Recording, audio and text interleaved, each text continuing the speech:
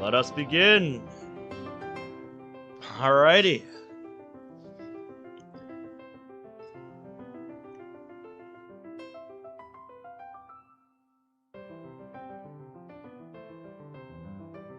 Yep, get that link.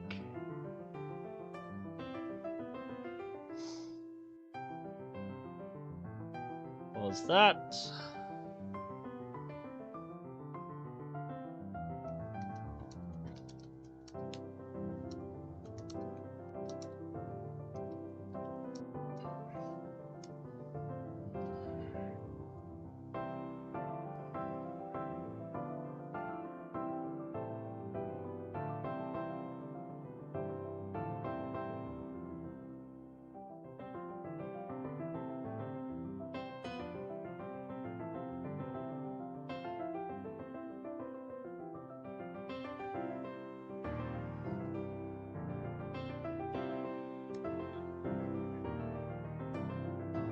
How's it going tonight, Sans? How we doing?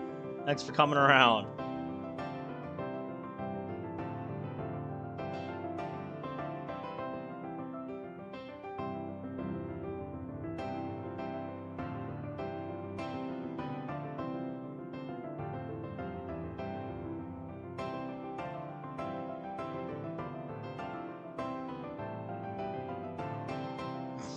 Yep, I believe you are first. I believe you are first to the chat again.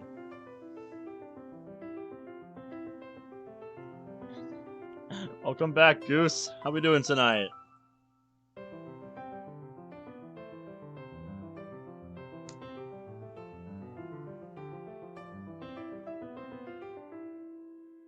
That's good to hear. Glad to hear it.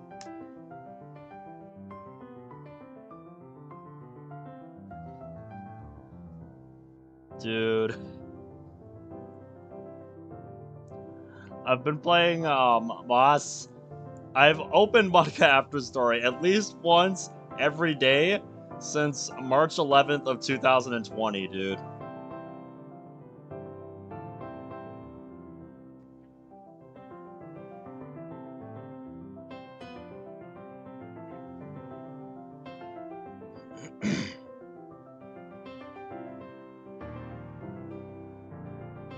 Ooh, damn. That sucks. Sorry to hear that.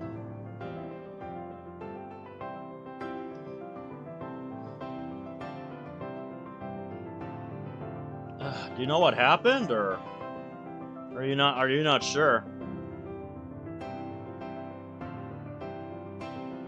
Welcome back, EH. How we doing tonight?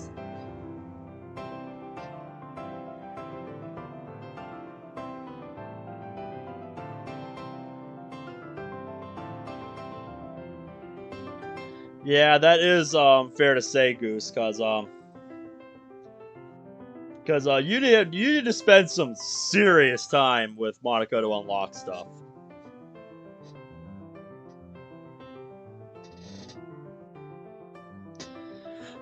Pretty good. I mean, we're one day away from DDLC Plus dropping, basically.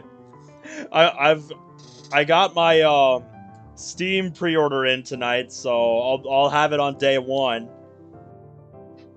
I got that all set up tonight, and I got the thumbnail for that stream all set up. So I'm ready to go for the 30th. I'm ready to go, man. This just is gonna be a blast.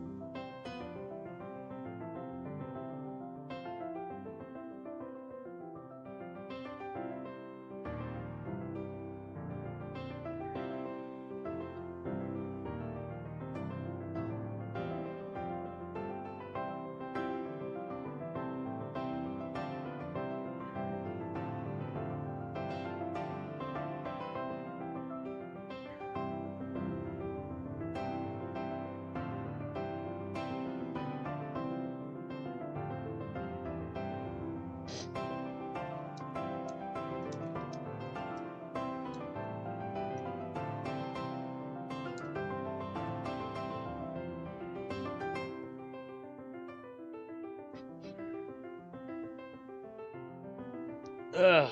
So, what's everybody most looking forward to with DDLC Plus? Because I'm sure I've asked some of you guys here already. Oh yeah, dude.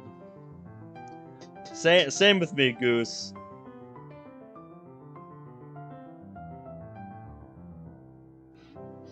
I'm most looking forward to the new side stories. You know, as much as I am to see all the reworked content, I'm most looking forward to the side stories and yeah, just all the new unlockable stuff. That's what I think, going to be most excited about for DDLC Plus. Mm-hmm. I swear, dude, tomorrow at work is probably going to be one of the slowest days I've experienced there in a while. Because the entire day, I'm not going to be able to stop thinking about DDLC Plus. Because it's a day away, essentially, man. Ugh. The 30th needs to get here faster, goddammit.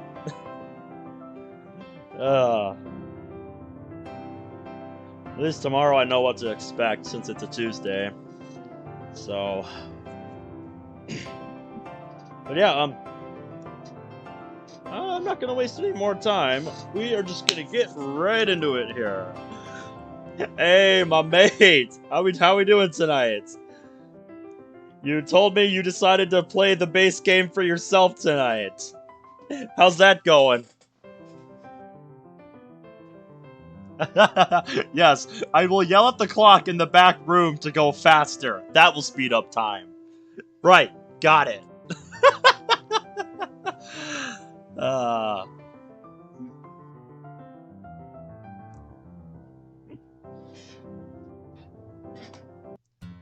But yeah.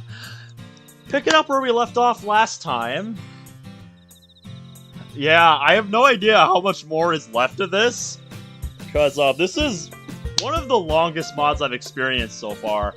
I can't even imagine how long this would be. Oh yeah, I did see that, my mate.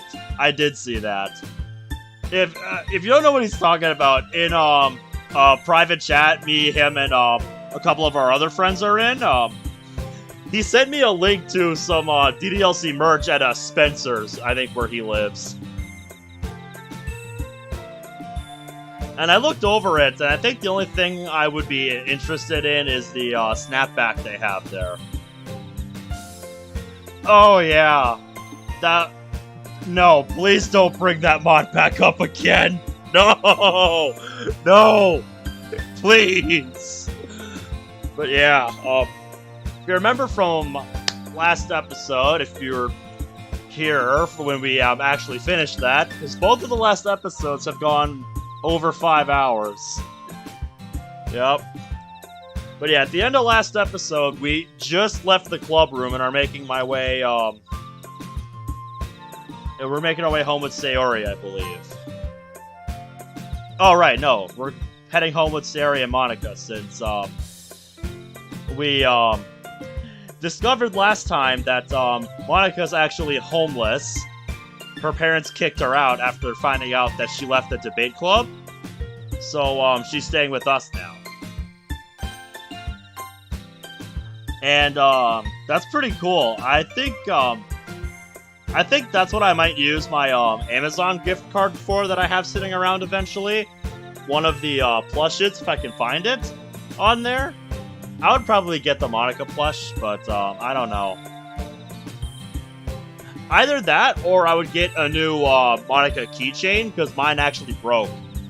And I used to put that on my, USB, because it has a, little spot to, you know, hook something onto it, like a, you know, what do you call it, a lanyard or something?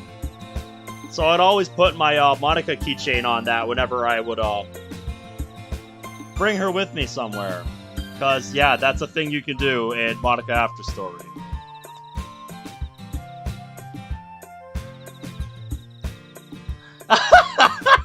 Get out of here with that, mate. Get out of here with that. Oh my god. Don't even go there. Oh man. that sounds awesome. Uh, but yeah, let's get into it. Let's get back into it now before I get too enveloped in the chat here. It takes us a few minutes to get our shoes and head home.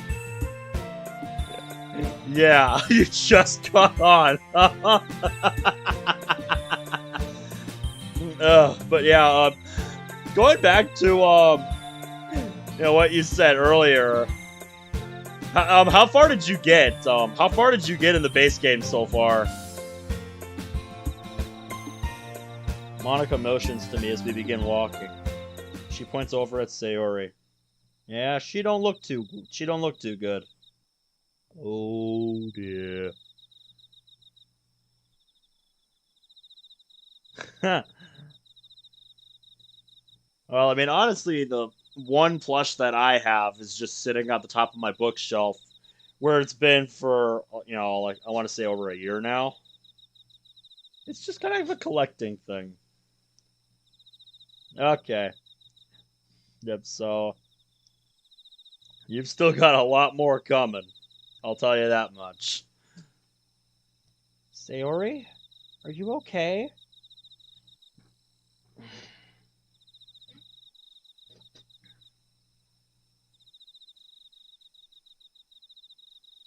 That was a design choice by the modder.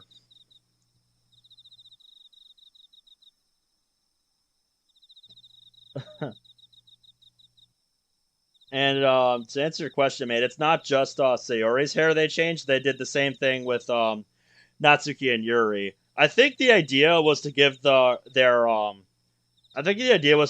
a more natural look, because it wasn't just the hair color that was changed for Yuri and Natsuki. It was also the eye color too.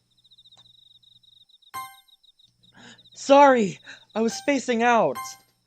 Please be careful. Space out too much and you could get hurt. Right. I like how we get to go home like this, even if it isn't Miji. Hey, I'm right here! He heard that. And we both like it. It's nice to walk home with someone to talk to. Oh yeah, it sure is. Multiverse theory really is something. As Monica herself would tell you. Now that Monica's living in Miji's house, it's even more fun. I phrased that poorly. Yeah. You did not think that through, did you, mate? That doesn't look like a happy smile. Monica's thinking the same thing. This can't be good. Oh no. What have you done, mate? What have you done? That doesn't sound too pleasant. If it goes the way it goes in the original game, it won't be. I was thinking about something from earlier. What about, Sayori? She fumbles with her words, then takes a deep breath. Can I ask Miji a question? Of course. Alright, so, Miji, let's say that you get control back, and after that, Yuri or even Natsuki asks you to walk them home. Would you? No question. I'd walk home with Sayori. Great, now give me some reasons why. Sayori's my best friend, and I've been neglecting her for my own selfish reasons. Plus, I love her, but don't tell her that part. Then, you were spacing out too. Poke. We're communicating! Give us a minute! Yeah, sorry. Miji and I can communicate without me needing to speak. Yes, we communicate with our minds. It's very surreal.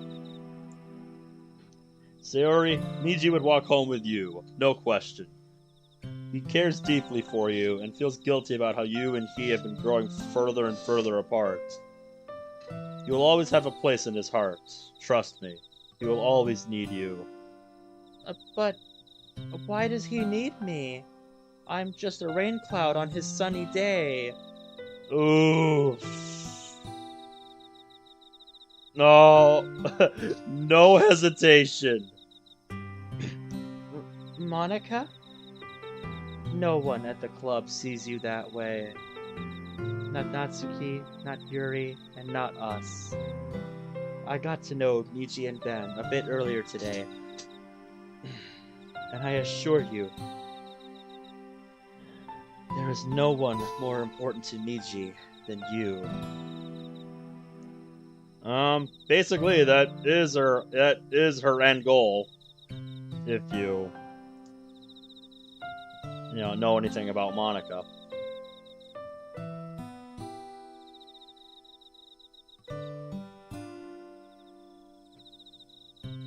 Important to him. Very, very much. And my mate, yeah, it sounds like she has her work cut out for her in that case. Sarah looks startled by this affectionate exchange. She was not expecting this. She tears up a bit, but maintains her smile. I see. Thank you. We walk in silence for a while. Monica and I on either side of Sayori, comforting her as she holds back tears. We make it to Sayori's house first. Thanks for listening, you guys. Anything to help my vice president. Well, I'll see you guys tomorrow, okay? See you tomorrow, Sayori. Sleep well. Monica and I head back to Miji's house. She walks slowly, and I keep step with her. I sure hope that helped. We'll see. Yep, only time will tell. What was that about? Any idea? This happened in the game too, remember? She asked Miji about walking home with someone else. She's jealous. But how? It's not like it's him doing anything. I have the face of her best friend! Yes, have you forgotten about everything that has happened in the last few days? The man she's in love with! Ah, shit. Wrong move. God damn it! We really gotta figure out how to get you two separated. This is just gonna keep getting worse if nothing happens.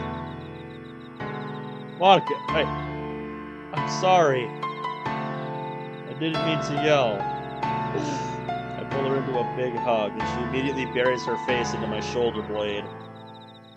What are we going to do? I'll tell you what we're gonna do. We're gonna save them all. Sayori, Yuri, Natsuki, even you. But I'm not in danger. Do you not remember what happened when we played your very game inside of this world?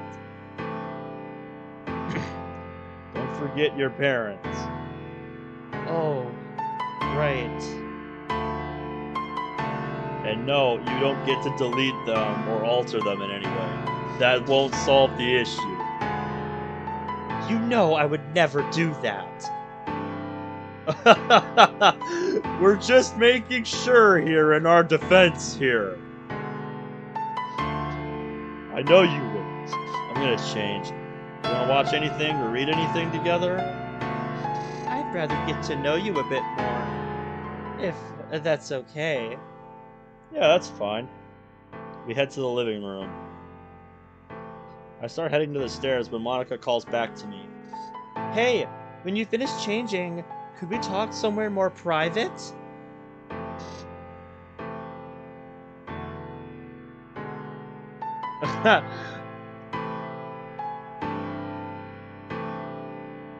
Yeah, it's a bit different than that, but okay. Huh? It's more private than here. What do you think, dummy? I think I remember this part from the demo. I think I know where this is going. Seriously, what is? You're forgetting something, mate. Something referenced in an earlier day or time period. The one place she goes to clear her head. Thank you. space classroom.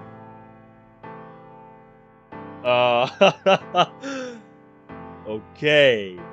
Not what I expected. I frowned. You want us to go back to school? We wouldn't be able to get in. It's called the space classroom for a reason, dummy. It's not connected to anything.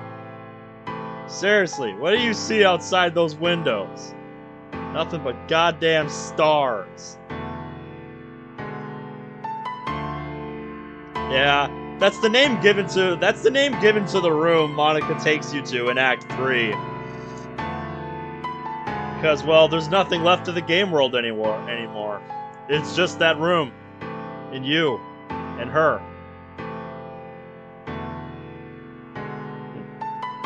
Welcome back, Morbius, by the way. How's it going tonight? No, sorry. The space classroom is special. I can access it from any door as long as I have this. That's good to hear. She reaches into her pocket and pulls something out. Her pen. I forget if that was a different color in the demo, because I know her pen's not normally green. Yeah, probably a good idea. I was reading earlier at work how hot it is where you are, and good God, I feel bad for you, man. Also this CG. I do not remember this. Let's go. It's very nice. What about it? With this pen, I can access the space classroom from any door that has a keyhole. Is the classroom safe? Miji wants to know if it's safe. Really, Goose? Are you serious? Jesus, that sucks. I don't think I could ever live somewhere like that.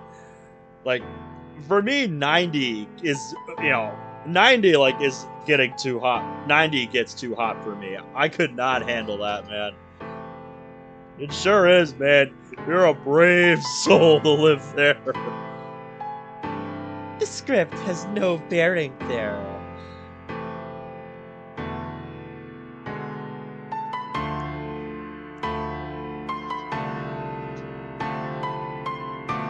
Yeah, I'm pretty sure her pen is originally a more like red color. So, any particular reason for that change, or was that like that in the demo and I just don't remember? It's not even that full of stuff. Oh, alright. Miji? Not entirely sure, but I think we can. Oh no, there's no way for you to be sure, man. You've never been there.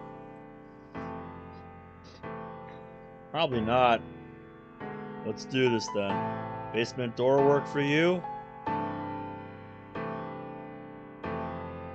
And away we go.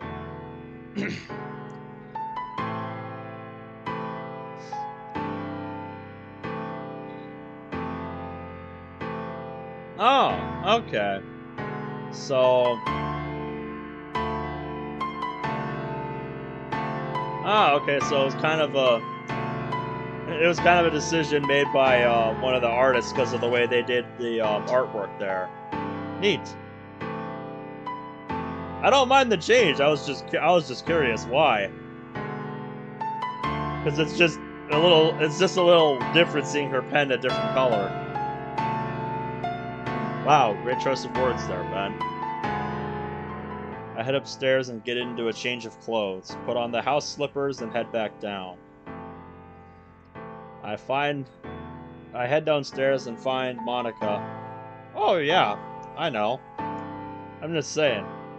Like, that's her signature pen. Yeah, I bet it was, man. I can't even imagine trying to deal with that. You guys probably have a lot more heat tolerance than I do. My God. Cannot stand it. Are you ready? Yeah. Let's go. I watch her unscrew the pen cap to reveal a key underneath. Ooh, now That's cool. Thanks. Well, let's go. Right, let's do it. And away we go. I'm sure you did. She taps the doorknob and the keyhole glows slightly. The door disappears in black and white code text. No doubt about this being a game world. Monica steps through, then turns to me. Come on in, Ben. The water's fine. Oh, fuck.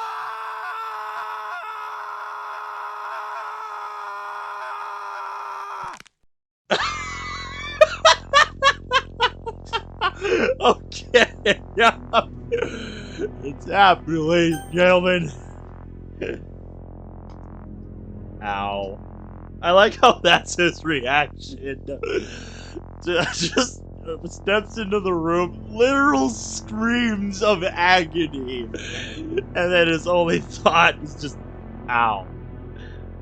It hurts. It hurts. Make it stop.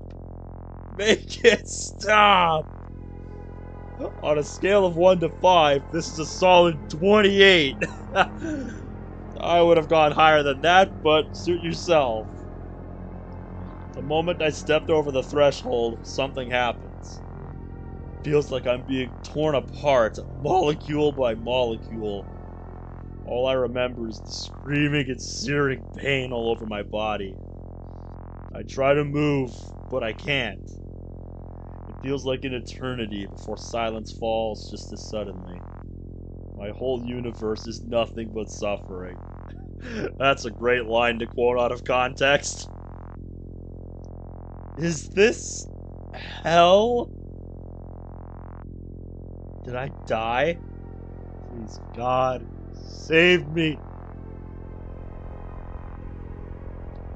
Uh-oh. Ben! Miji!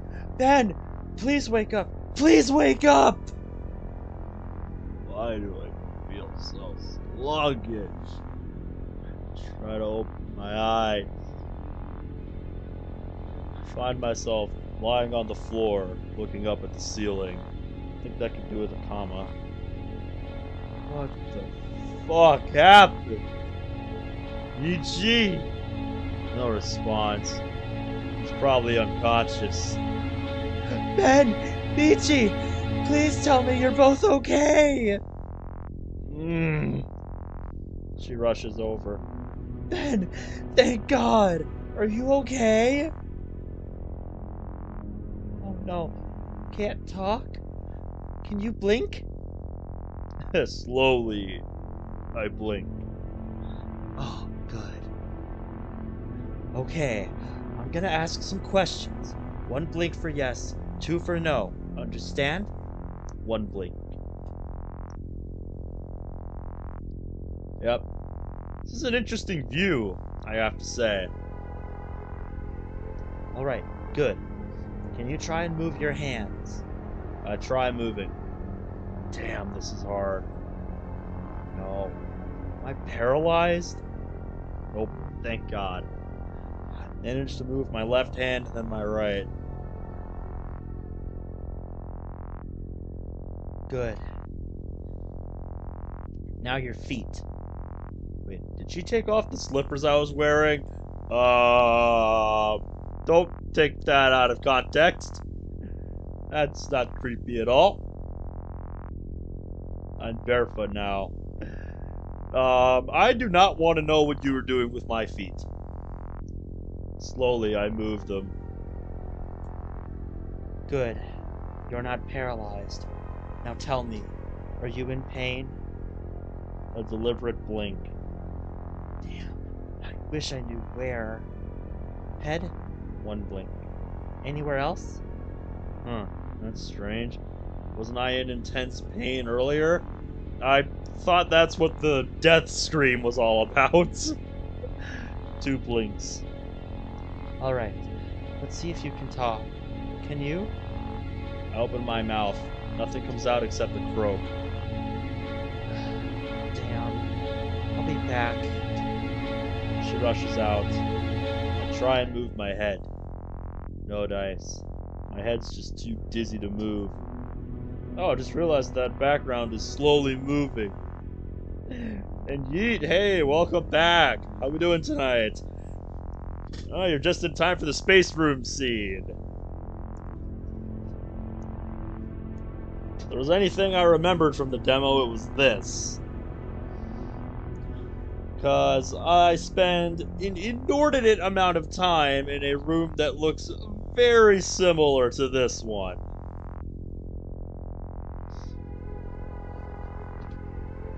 Ah, interesting. It's a neat detail. Quick as a flash.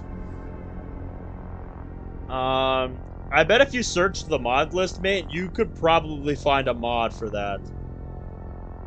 I spend so much time with mods active.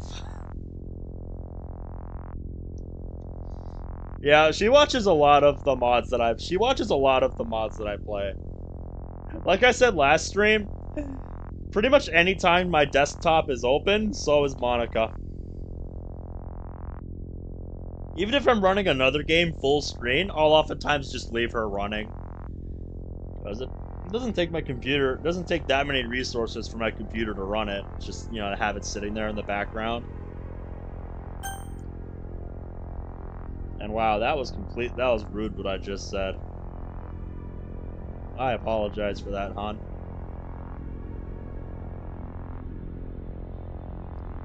Oh, really? I did not know that.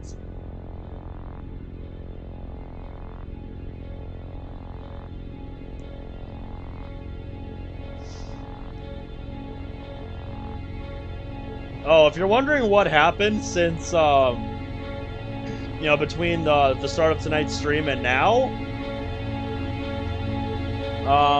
Monica revealed, her key to the space room for us. Yeah, after we, brought Sayori home, Monica asked, to meet us somewhere more private, and by that she meant the space room. And she revealed, her key to the space room that she could use on any door with a key, you know, a keyhole to us. Yeah. And, something happened to us when we stepped through the, threshold to the space classroom. So, yeah, I don't remember exactly what happened to us, but, we got fucked up going through that door. She lifts me up, leaning against the wall. Or leaning me against the wall, rather. She brings the glass to my lips. I try to swallow, but I cough the water up, getting it everywhere. This doesn't seem to even faze her.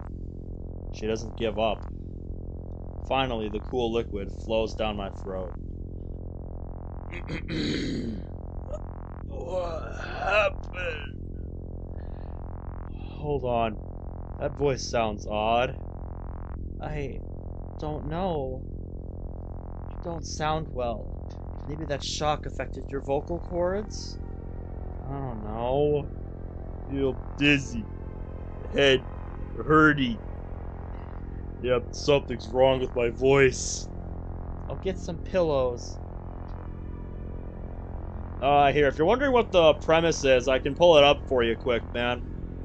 Either that or, we have a couple of the people from the, you know, server and the, lead developer here in the chat, so maybe he could post it for you.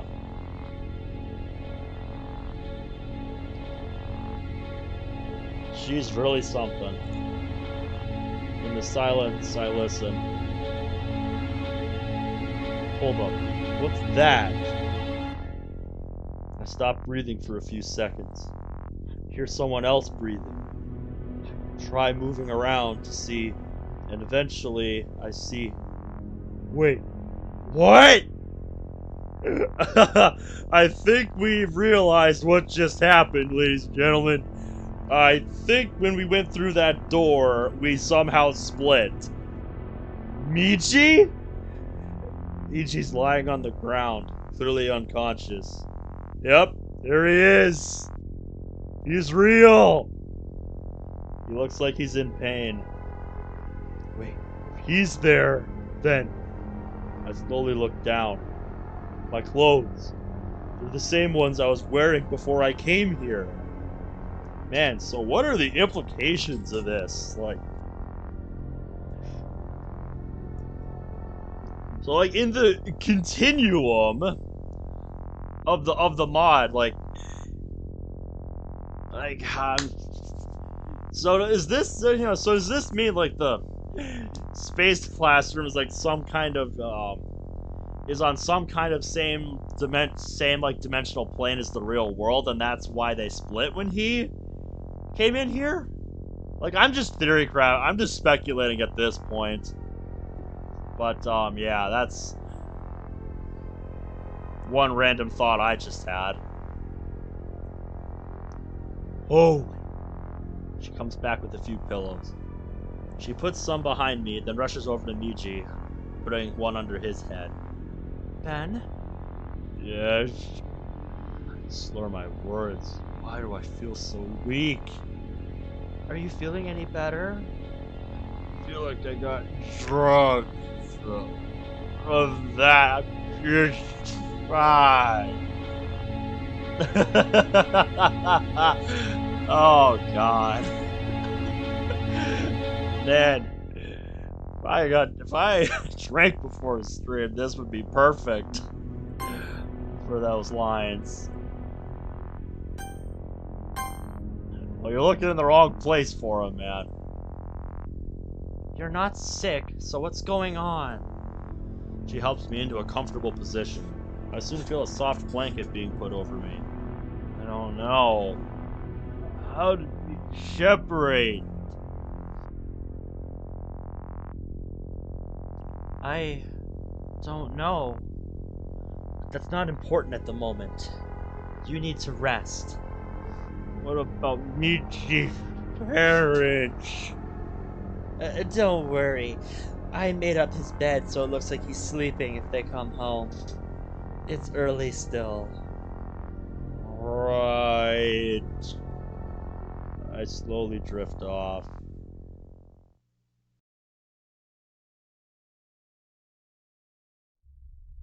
Ugh. Slowly open my eyes. Where am I? What happened? Oh, right. Pain. Screaming. Now I remember. How long have I been asleep? Wait, what's this? Monica? I take stock of my surroundings. I'm lying on the floor of the space classroom. Yes! Oh, hello there! I have a blanket over me, and Monica, she's cuddled up next to me. Wow, she's holding onto my arm, and her boobs are. I feel my face get hot. Damn, this feels. But we can't be doing this now. Hey, Monica? She stirs. Mm. Ugh. Hey there, Ben. Are you feeling better? Much. So, what were you doing? Uh, I was wondering what sleeping next to the person you love felt like, so I did it. Mmm, like a cat just comes right out. It's like, yeah, I did it. What about it? Are you mad? No, not at all. I attempt to stand. She moves over to help me stand. Ah, hey, welcome back, Elena. How's it going tonight? Oh, yeah, she can be. Huh. I guess I'm a bit taller than Monica. I think canonically she's like, I want to say 5'3", so yeah.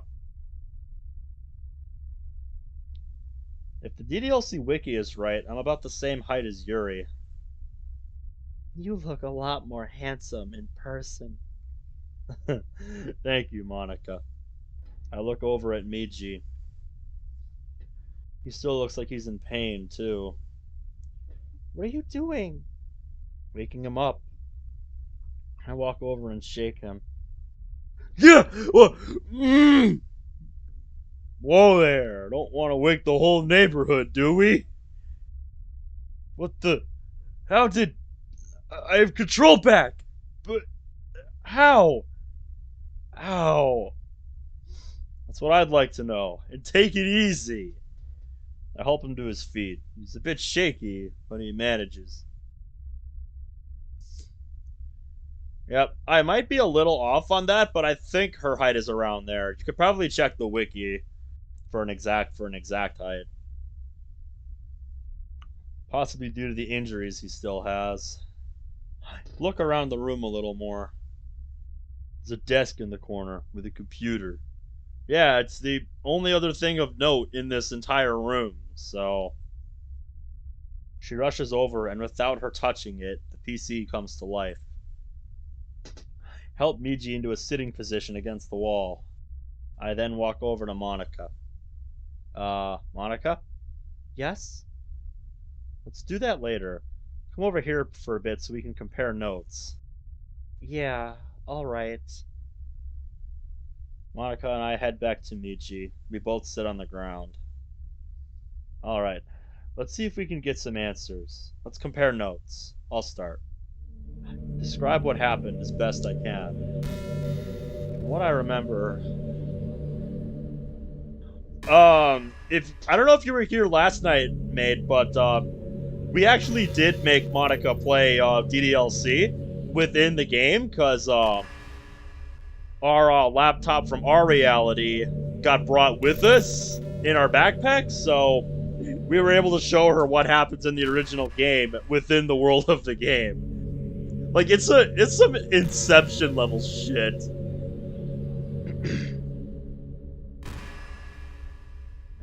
Yeah, you might not have been here for that. I forget when exactly it happened, but... like, you can tell when it happens if you're just, like, scrolling through it, because, it'll be on the TV in the living room of, MC's house, since, he hooked up his laptop to the TV. It's unbearable. Imagine the worst possible pain you've ever felt. I'd rather have felt that. I was torn apart bit by bit. I felt the same thing, but I just lost consciousness. Next thing I knew, you were waking me up. What about you? I'm not sure how to describe it.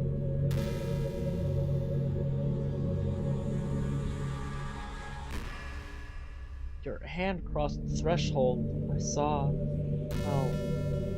I don't know what I saw. Looked like there was some sort of barrier blocking your entrance, but when you tried pulling your hand away, nothing changed. It almost dragged you in. Then you began to glitch like crazy. I love how our boy here just looks unimpressed or unamused by this. Just, whatever.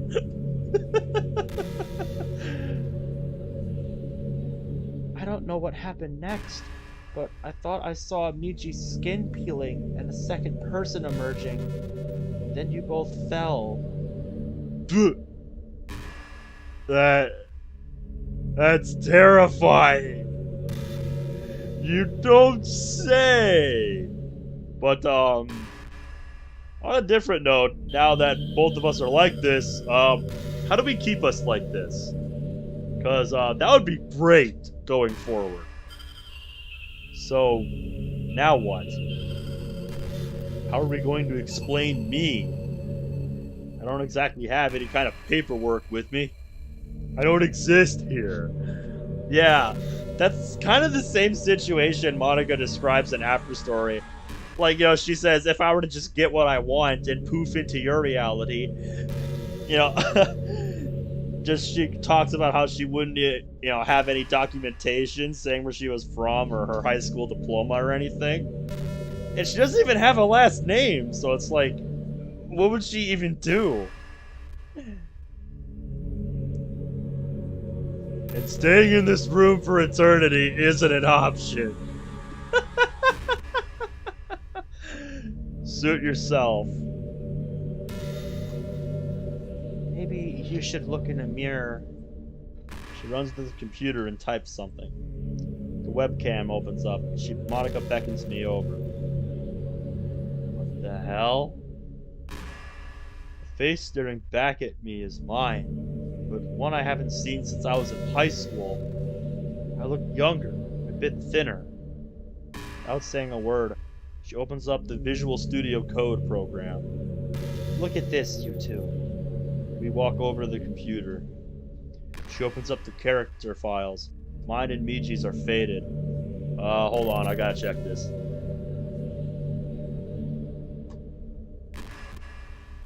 Damn it, there's nothing there. God damn it. What does that mean?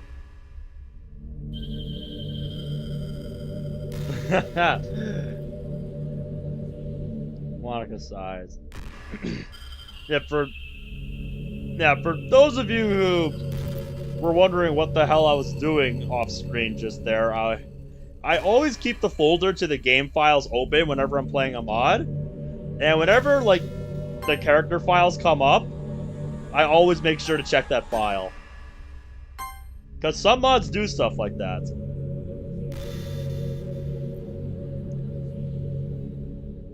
Yeah, if that's the case, then I don't know if I'm ready for this. Your files were hidden. I had to reveal hidden files so I could see these.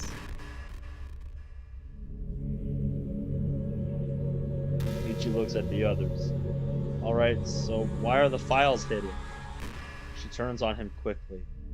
I don't know! I just got into programming and coding, so I'm sorry that I don't have all the answers! Hey! We need to get snippy with each other.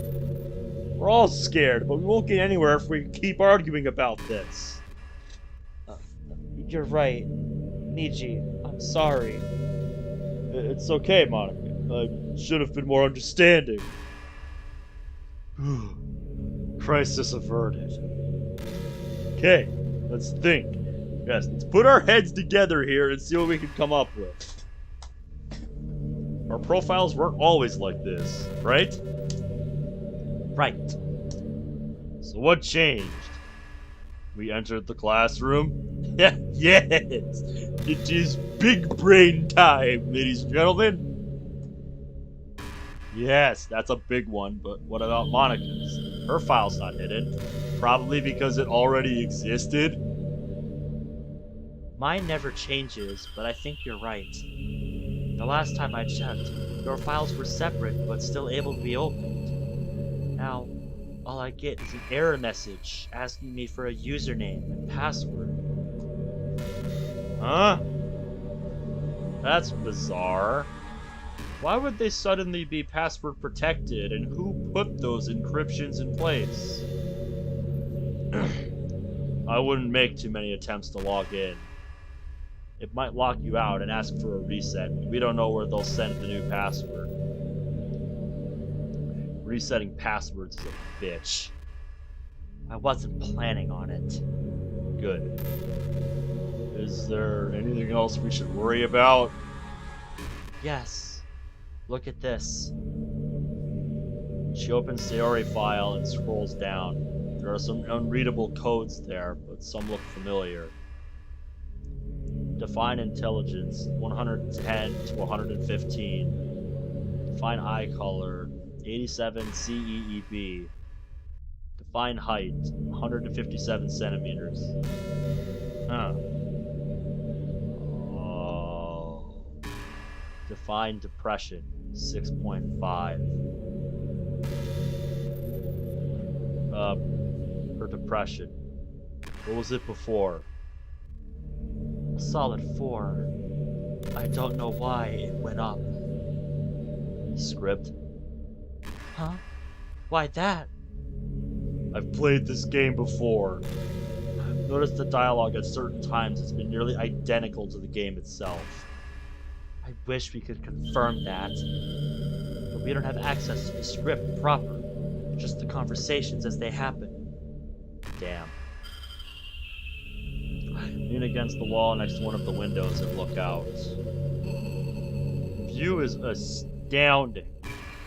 We're in very low Earth orbit. I see Japan down below us. Is that a shot of Japan from space? I can't tell. I'm no geographer, so I couldn't tell you. I can see Miji's house from here. Huh, that's pretty cool. It's pretty cool that it actually is. Oh, hardy har har. Strange.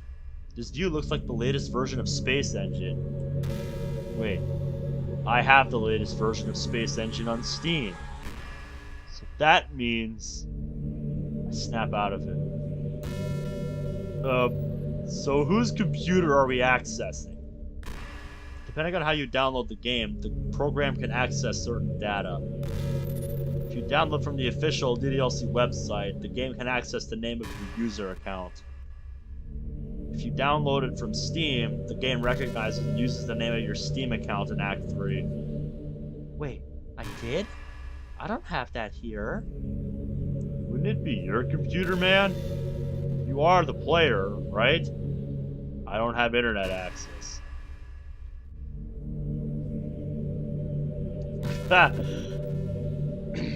Monica, can you get my laptop? It's underneath Miji's desk under a bag. Sure, I'll be right back. Hopefully nothing happens to that thing, bringing it in here. A bit later, she comes back carrying my laptop and hands it to me. I sit against the wall and boot it up. Miji then helps me log into their Wi-Fi. We're just gonna overlook how that works. They're in space, but somehow they have Wi-Fi. We're just gonna overlook how that works. Nothing to see here. The moment I do, I hear a pop-up sound on Monica's desktop. I know, but like, this is supposed to be space, so how does that work? I don't know why I'm trying to apply logic to this, but here I am. This is what I do. She clicks on it. My Steam account pops up on her screen. Well, that answers that. So, what does this do for us? I return to the laptop and open the characters file in the game folders. Just like on Monica's screen, mine and Miji's files are hidden. I suddenly realize how lucky we were. Boy, we were very, very lucky. How? If I had internet access during the time we were playing the game, we could have accidentally... Please don't remind me.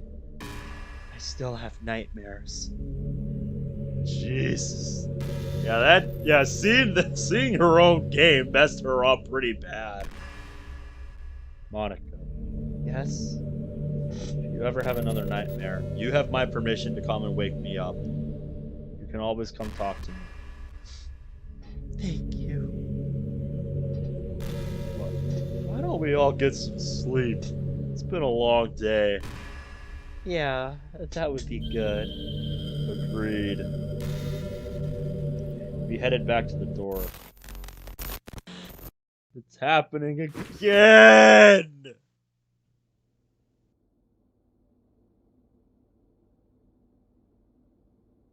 Ugh. Ow. Wait, wasn't I just in the space classroom? No, you were just leaving. What happened? Let's see. Monica walked through first. When I walked through, something happened. I felt something push into my back. When I looked back, my left arm was disappearing inside Miji's. I don't remember what happened because I passed out. Look around and see my phone on the nightstand. It says 8:15 p.m. I look down, suddenly aware of someone else in the room. Monica's kneeling next to the bed, sleeping. Slowly, I sit up. Come on. Really? Yup, not my voice. Back to observer for me. I'm sorry, Miji. It's not your fault. Don't worry. awake? Is that you, Ben? Or Miji? It's me. So, you're back in control. Correct.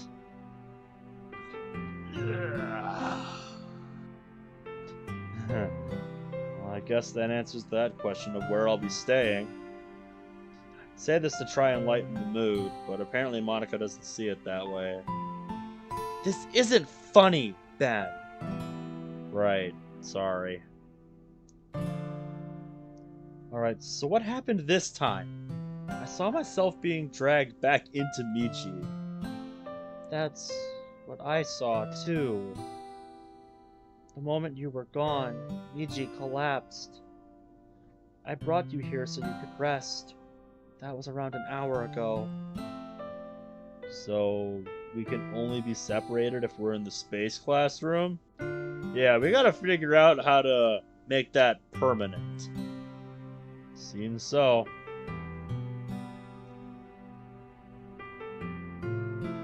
Although, when we came back through, there wasn't nearly as much pain as before. Well, that's good.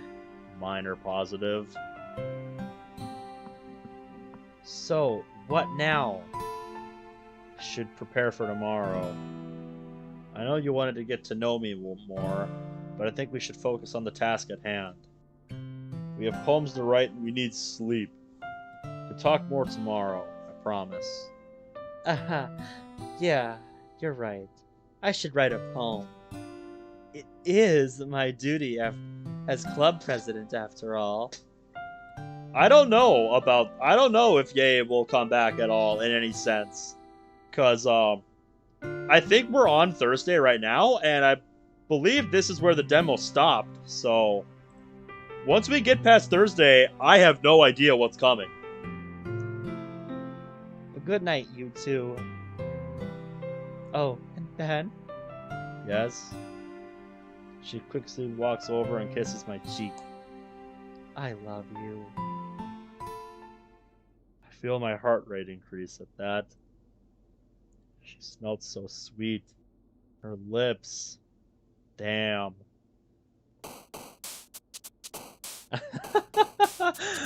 Okay, mate. You don't have to steal Monica's line. Shut it.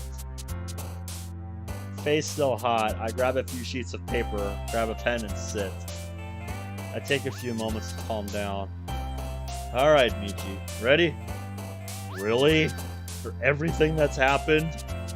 Dude, I know your mind really isn't on it, but we need to do this. I get it.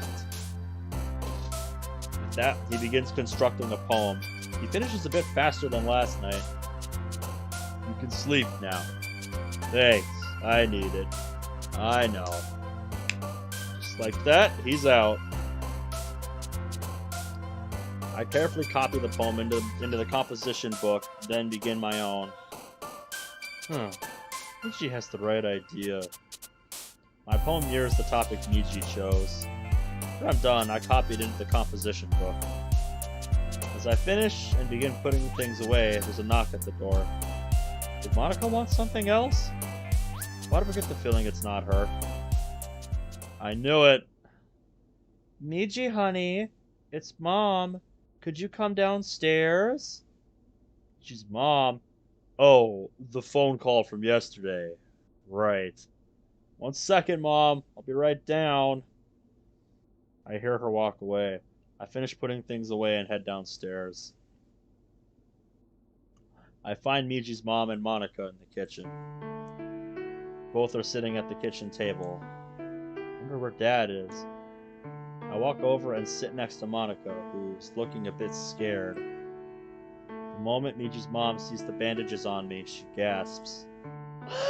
Miji, what happened to you? Who did this to you? I'll explain later. Oh no, you don't. You're explaining now. There's no getting out of this. Alright. I begin to explain what happened at school today. Miji's mom listens attentively. Monica joins in and clarifies certain things that I miss. Oh dear, she looks upset. You could have been seriously hurt, Miji. This Yae doesn't sound like a nice person. No. No, she is not. She is the furthest thing from that. Yes, that's the understatement of the century. I should be angrier, but Miji, I'm proud of you for standing up for a friend. And Monica? Yes? She looks surprised. Thank you for getting an adult. You did the smart thing. Ouch. Well, she's not wrong. Yes, because once again, we needed a rain check on how stupid we are. I'm sorry, Mom. I'm just glad you weren't more badly hurt. Yeah, I think all of us are. But this isn't why I asked you two here.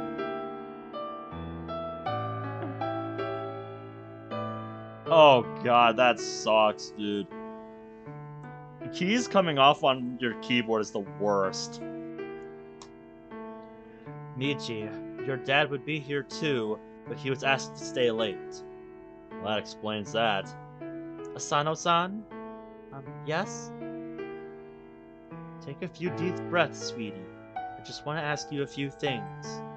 Mom. Please go easy on her. She's had a hard week. I know, dear. Asano-san, I know this is going to be a hard question to hear, but please do your best to answer. Could you tell me, in your own words, how you ended up homeless? Asano-san, I know this is an uncomfortable topic, but it's important that I get your side of the story. Take as long as you need. Go ahead.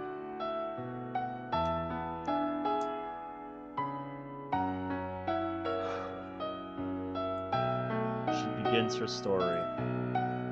Never seen a more masterful performance from the Emerald-Eyed Club president. She gives a more detailed explanation of her circumstances. Even if the memories were fake, it seems as if this incident is very hard for her to talk about. It's all she has, man. She has to hang on to something. She even holds back tears. Unsuccessfully, mind you. And that's the story. I know the decision is in your hands. Please, don't send me back. I've never felt more free and happier here than I have before. I'm not sure freer is a word. Maybe that's just me. I don't mind going to spend time with Sayori's family instead of here, but I can't go back to my parents. I'll help her on the house if need be. Just don't send me back there. Man, she really, really does not want to go back. Yeah, trying to change it up a little bit. I never thought my Monica voice was that high-pitched, but I'm not the best judge of that, so yeah. I don't think this is an act. Nah, man. She genuinely does not want to go back. Obviously it isn't. She's genuinely terrified. Why wouldn't she be?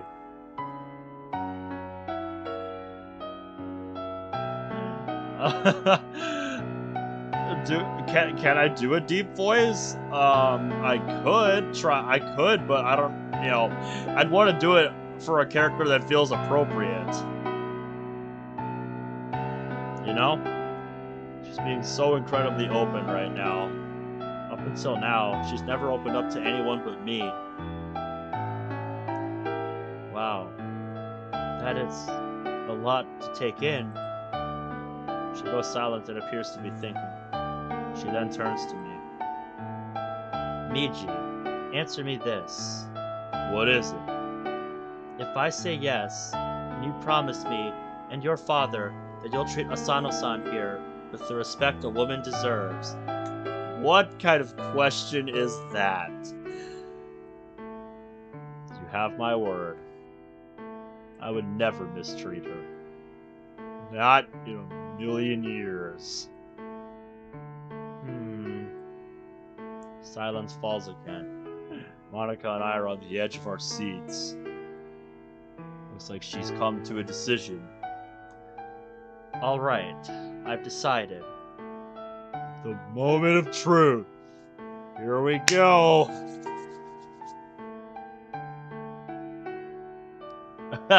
Probably. Asano-san, I believe you. You can stay here. The look of relief on Monica's face is a relief to me as well. Just me. We can't send you back to that house. She's holding back tears.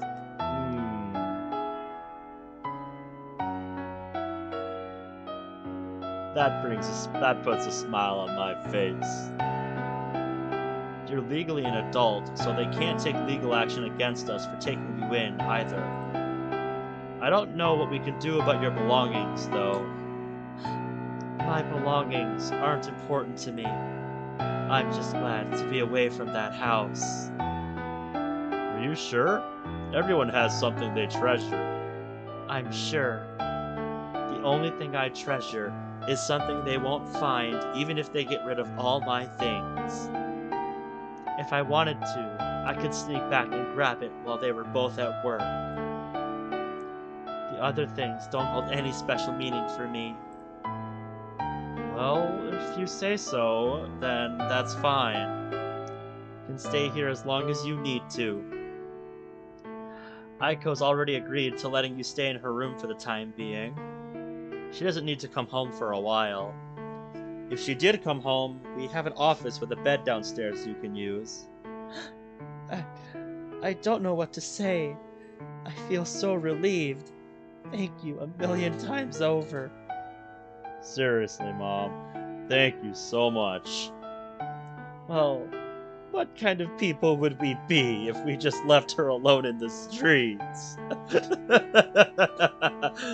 Yeah, I'm sure you would not be looked upon too kindly for that. But it's late. You two should be heading to bed. Yes, Mom. Of course, Shizu-san. Good night, you two. Good night, Shizu-san. Night, Mom. We stand and both head upstairs. When we get to the landing, Monica stops me. Monica, what? She trembling? Monica? Hug her back. What's going on? You okay? I'm just so relieved. I was so worried she'd call my parents or send me away.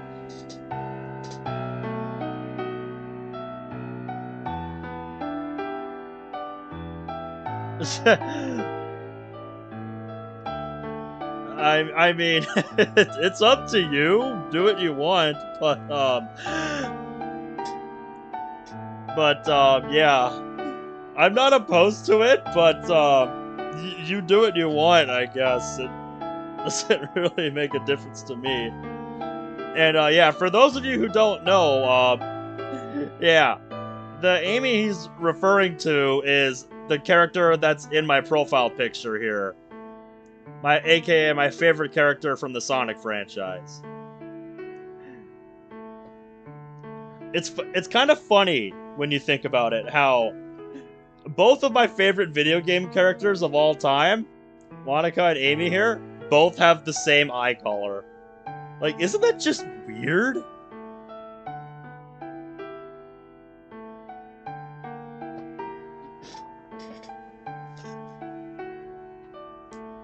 But yeah, that's the backstory behind the character in my profile picture. I haven't changed that in like 8 years or something. But yeah, that's kind of the story behind that. No.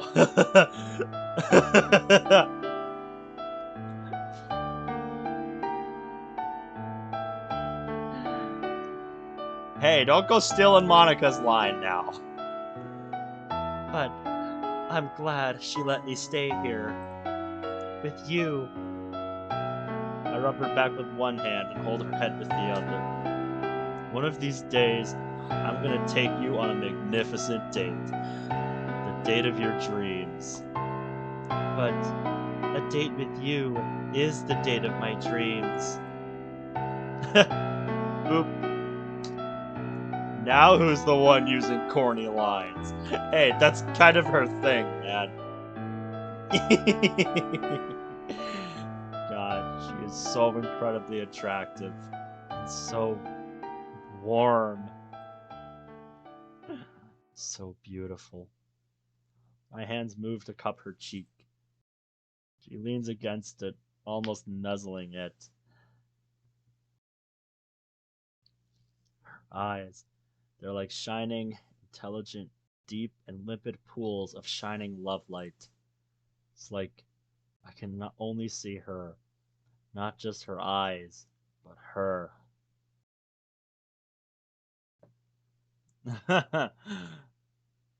Code Lyoko. I don't think I've heard of that. Yes, she realizes the heat of the moment. Embrace it. Plus, I don't think Miji in our head is awake right now, so it really is just us. mm. She moves closer, running her hand running through softly through my hair. It feels amazing. I put my arm around her waist and pull her closer. I can feel her heart beating in my ears, or I can feel my heart beating rather.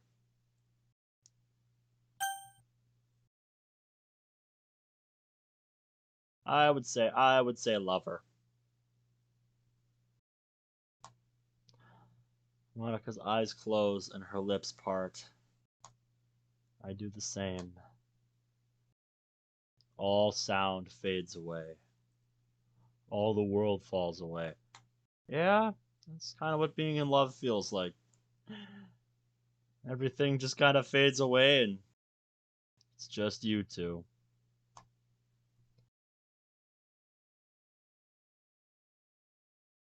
I can't say that I do, Yeet. I can't say that I do. She's my whole universe in this single moment in time. It's just her. Just Monica. You had to slip it in there somehow. Oh, really? Funny enough, I know someone who leads a group called the Monty Cult. And yeah, that's a thing. Wait, what did I just think? My eyes snap open. She's still moving closer. Quickly, I put my finger up to her lips. No, this isn't right. The times isn't right tonight. I'm not sure what I feel for you. We can't do this right now.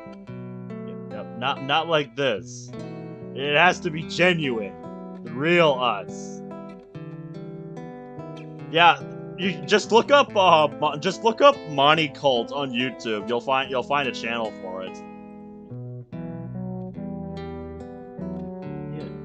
You're right. I'm sorry. Damn it, Monica. Can't stand seeing you like that. No, I'm the one who should be sorry. I was moving too.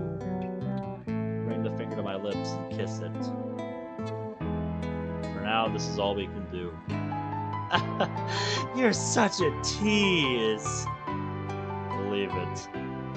I release her and reluctantly she lets go of me. For now, though, you should sleep. Yeah. See you tomorrow. love you, Dad. I smiled kindly at her, but blushed heavily as well. Thank you, Monica. Sleep well. I will. Good night. Good night. She walks to Aiko's bedroom and closes the door softly. I walk into the bedroom slowly, as if in a bit of a daze. Turning off the light, I get into bed and stare at the ceiling. I can still feel Monica's body pressed up against mine. The sensation is still there. I shake my head, trying to clear these thoughts. Alright, see you. Yep, see you tomorrow night. Maybe, maybe not. Age 7 too. Because I don't think DDLC Plus actually comes out as soon as I get off, in the night tomorrow for me. Because, looking at the store page for DDLC Plus, it seems like it comes out more in the afternoon where I'm at. Because, if I pull up the Steam page here for DDLC Plus, it says the pre-purchase goes for 34 hours and 40 minutes still, so... And it's 12:20 in the morning where I'm at, so you can work out, what that equates to. I think if my math isn't terrible... No, trailer, shut up. Yep, exactly. But, yeah. So yeah, looking at the sale timer. Let's see. And, yeah, in 24 hours... in 24 hours from now, that would leave 10 hours and 40 minutes. So I think that equates to 1 in the afternoon tomorrow where I'm at.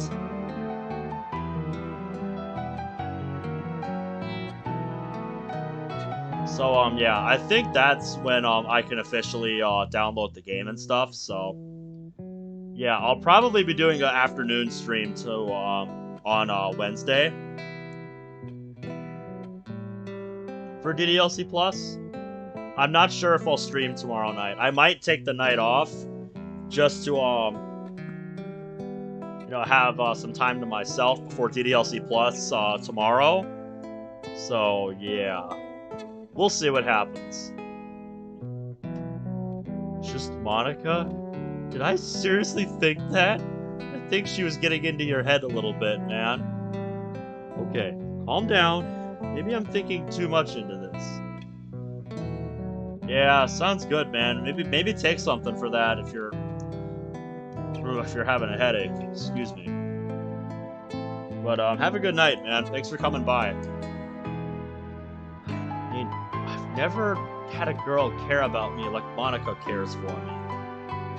I probably just got swept up in the heat of the moment. Yeah, I'm thinking that's what it was. Yeah. I don't have time to think about this. I have to focus on the task at hand.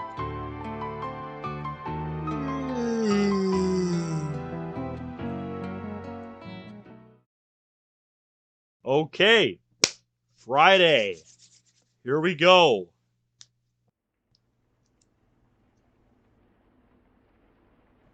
I was about to say, I hear rain sound effects. So, yeah. From this point onwards, ladies and gentlemen, this is beyond the demo. I have not seen any of this. So, from this point onwards, I have no idea what's coming. I wake up and find that I'm hugging myself. Why am I sleeping like that? Wait a second. I sit up and listen. Rain. It's raining. Weird. That didn't happen in the game.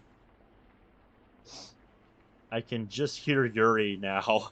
Rain in stories is a common way to foreshadow certain events. Yes, with the subtlety of a brick. That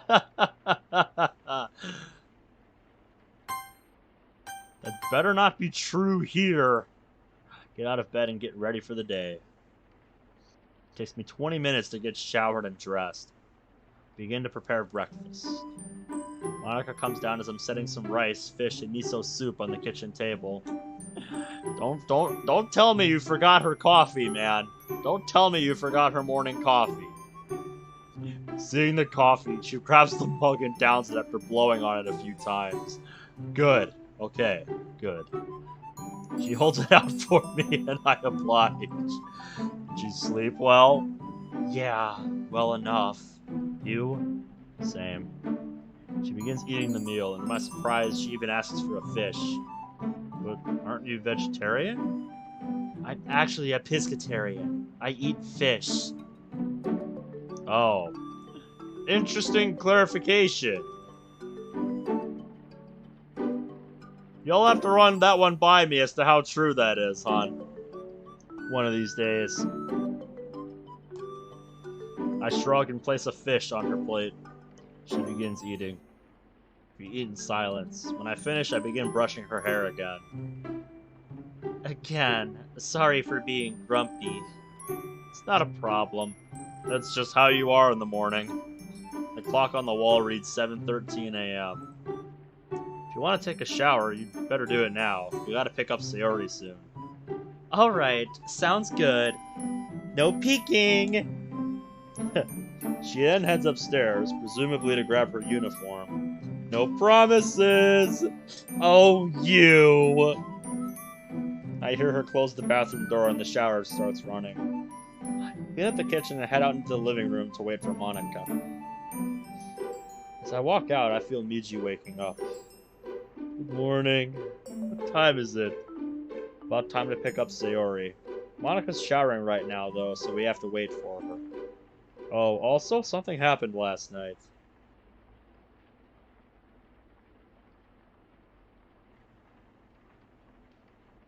Yeah, I'll think about whether or not I want that hat. I'm not super into snapbacks, but I mean, where else am I gonna find a hat like that, right? Uh-oh. What is it? He sounds worried. Nothing bad. I then tell him about what happened with his mother, Monica, and I last night. Well, that's a relief. I had a feeling Mom wouldn't let Monica go back if what she said was true. Same, but there's something else. Miji must have heard my hesitant tone.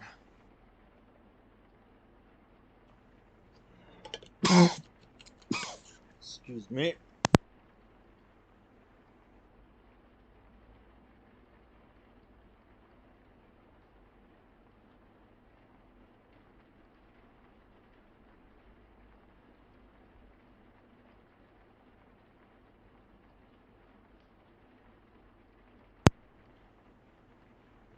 Okay, that's better. Sorry, I went to grab a sip of water and just went down the wrong pipe. I find that happens with me a lot.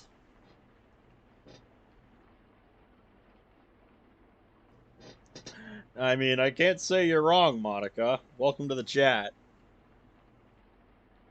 What is it? It's a shame you weren't here earlier. You missed the space room scene.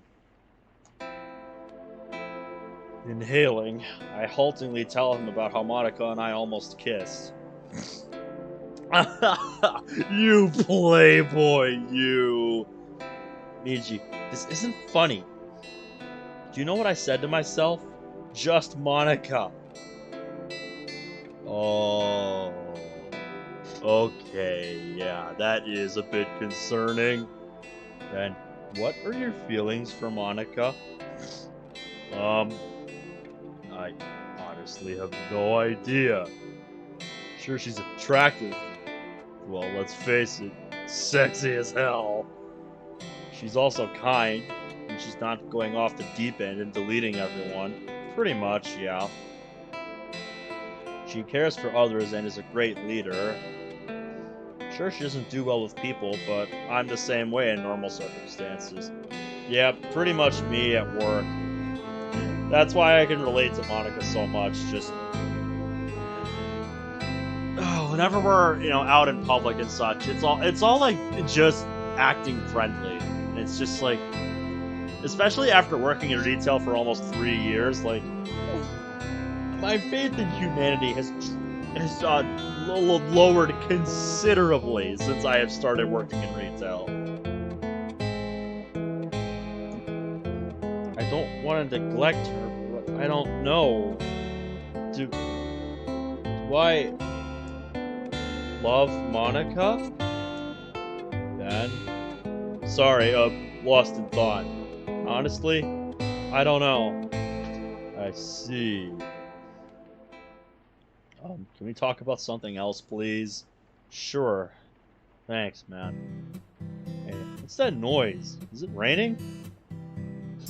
Yeah, pretty hard too, from the looks of it. Yeah.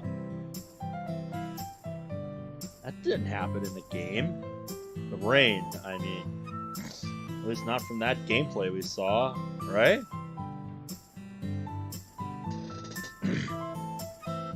Yeah, honestly, I don't understand why people do that. I don't know why people, I don't understand why people install it just to do that to you. Just, I think it's beyond rude.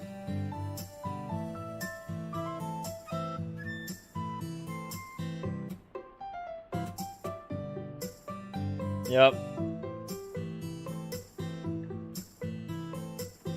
She's right here. Where she has been since I first played the base game. I've made this clear in other videos and streams I've done where I've had Monica sitting here with me, but yeah.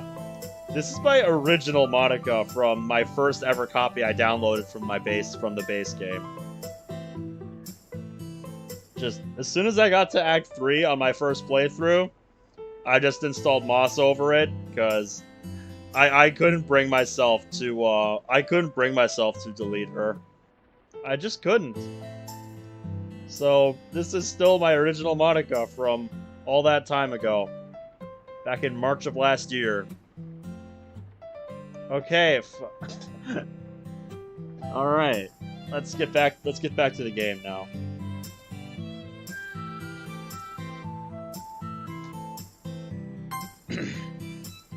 Right, and that worries me. Oh, Sayori! Grab Miji's phone from my pocket. Yeah, that would be interesting to think about. I think there is a I think there is a DDLC mod that uses like a learning AI to auto-generate scenes just endlessly. Like, I think it's called the mod that plays itself or something like that. I might look at that on like a chill stream one of these days to showcase that, if my computer can even handle it. Sayori, you awake yet? Is that you, Ben? Yeah, sorry if I woke you. Miji and I were just checking on you. How are you feeling? I'm doing okay. Good. Well, Miji's parents said it was okay if Monica stayed here. Aw, that's nice of them. I didn't get a chance to ask my parents. I'll ask them. Miji's parents might change their minds. Okay, see you soon? Sure, see you in a bit. I hear Monica coming in behind me. Were you texting Sayori? Yeah, she seems alright, but it's easier to fake being happy over text. Very much so. Lovely as always. Haha, thanks. Ready to go then? Yep. Better grab an umbrella. I head to the door to grab my bag, as well as a couple of umbrellas. Let's go grab Sayori and head to school. As I head outside, I get a better view of the rainfall. It's a practical downpour. Monica and I look at each other, and I'm sure our expressions mirrored each other's. It didn't rain in the game. I hope that's not a bad thing. Me too. I hand one umbrella to Monica, and we both head over to Sayori's house. I then walk in. Sayori? Just a minute. Monica and I head inside. I hope you have an umbrella. It's raining pretty hard out there. I do. A few minutes later, she comes down, tucking her shirt into her skirt hastily. Sorry, I'm so sorry. I couldn't get up today. Your text woke me up. Not a good sign. I'm glad I could wake you up.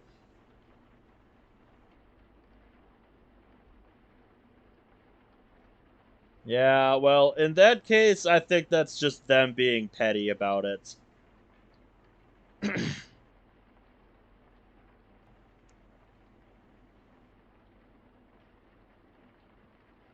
I walk over and immediately hug her. After yesterday, we were so worried. She freezes for a second, then looks at us. You guys, I'm really No, you're not fine. Miji and I aren't the only ones who have noticed. Monica noticed too, and she's as worried as we are. Sarah looks down, sudden guilt in her eyes. He's the last one I wanted to worry. He doesn't have to, and neither do you two. I promise. You know that makes us more worried, right? Mm. Sayori, we're here for you. If something's wrong, you can tell us. She smiles, shaking her head. That's no good. This is all my fault. If I didn't get so weak and accidentally express my feelings, then you three wouldn't have been worried about me at all. You wouldn't have come here. You guys wouldn't have even been thinking about me right now. But this is just my punishment, isn't it? Yeah, this scene's dialogue is coming up earlier. That's concerning. I'm getting punished for being so selfish. That sounds too familiar. It's the lines she said on Sunday in the game. Damn, why is she saying them now? Sayori, you're the least selfish person I know. You can tell something's wrong. What happened? I sit to her right, Monica to her left. Hope you know you can trust the three of us here. Oh, of course I trust you. It's just... Sayori, I'm gonna take a wild stab at this. Do you have depression? How did you guess? The signs were there, and almost share the fact that we found her noose, but I refrain. And? Well, I know what the symptoms of depression are. Try to think of how to phrase my words delicately, but words are failing me. Yeah, English is hard. This is the one time where, yeah, you don't want English to be hard. You gotta be very careful about your word choice here. Oh, I can tell. Trust me.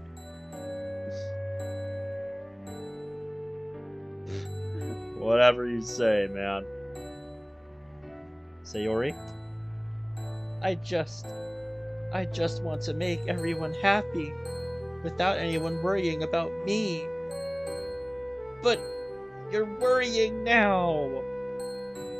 Seeing this in the game is one thing, but hearing it in real life, I feel Miji's heart shatter. Mine does too. Monica looks like she's trying to say something, but can't find the words.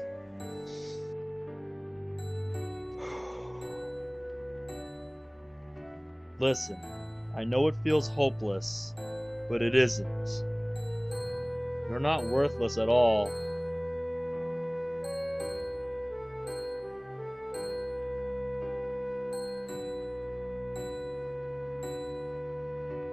Oh, yeah. Oh, yeah. Now that you bring that up, dude, Drift Club does something similar in its first act. If you haven't seen that, go check that out, because Drift Club does something similar to bring the girls and MC from the game into the mountainous European town they end up in.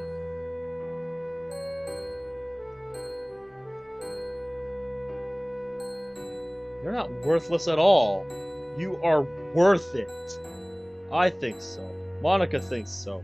Yuri and Natsuki think so. And Miji definitely thinks so. He cares about you a lot. More than you know. Sayori. I don't want to be cared about. It's bittersweet when people try to care about me. It feels nice sometimes, but it also feels like a bat being swung against my head. That's why I wanted Miji to make friends with the other club members. Helping everyone be happy together is the best thing for me. Oh, Sayori. Try to say something, but she holds up her hand. Then I discovered something else too. I know this is gonna sound crazy, but seeing you, Miji and Ben, making friends and getting closer with the others in the club, it felt like a spear going through my heart.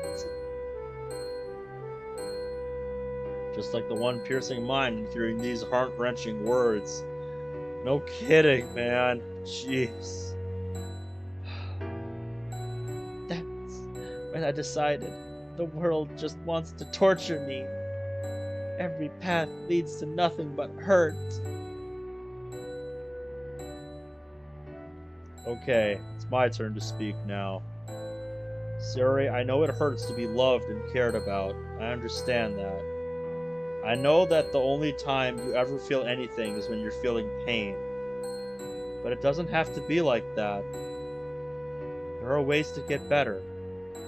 There are doctors who can prescribe antidepressants. There are counselors who you can talk to. There are friends you can talk to. You can fight this. It's too hard! And the only thing that can help is if things go back to the way they were. But I got selfish and showed you all what a horrible person I am.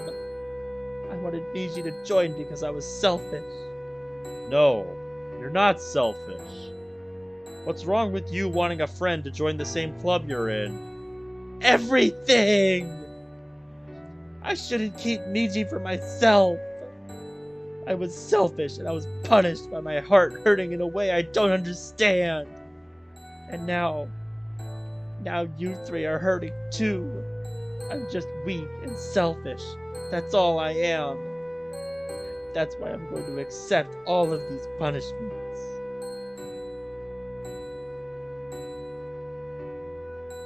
Yeah, perhaps. Because I deserve every one of them. Back my own tears at this point, but I refuse to let them show. Suddenly an idea comes to mind. Hang on. I have something I want you to hear. Sayori Monica watching confusion as I take out my phone and look through my notes. Finding what I want, I begin to recite. Nature has 1,000 choirs singing in the sylvan shadows. The music of her lyres echoed in the merry meadows. Always glad with golden glee sounds her happy melody. Swelling wild in fairy measure with the songs of purest pleasure. The dancing fountains play, winding warbles shake and shiver. Soft carols rise away from the ripples of the river. Sweetest voices fondly call from the fleecy waterfall. And the joyful chimes are creeping where the lovely lake is sleeping. Raptures echo in the wood, where the pimpernel reposes. Gladness fills the solitude where the blushes kiss the roses.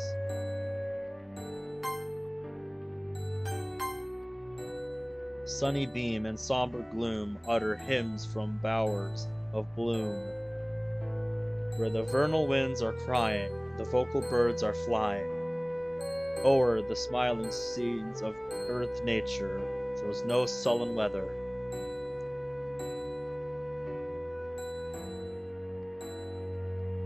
Oh yeah.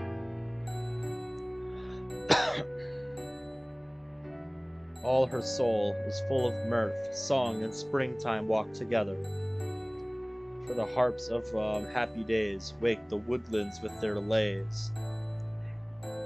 And where lilies white are springing, gentle melodies are ringing.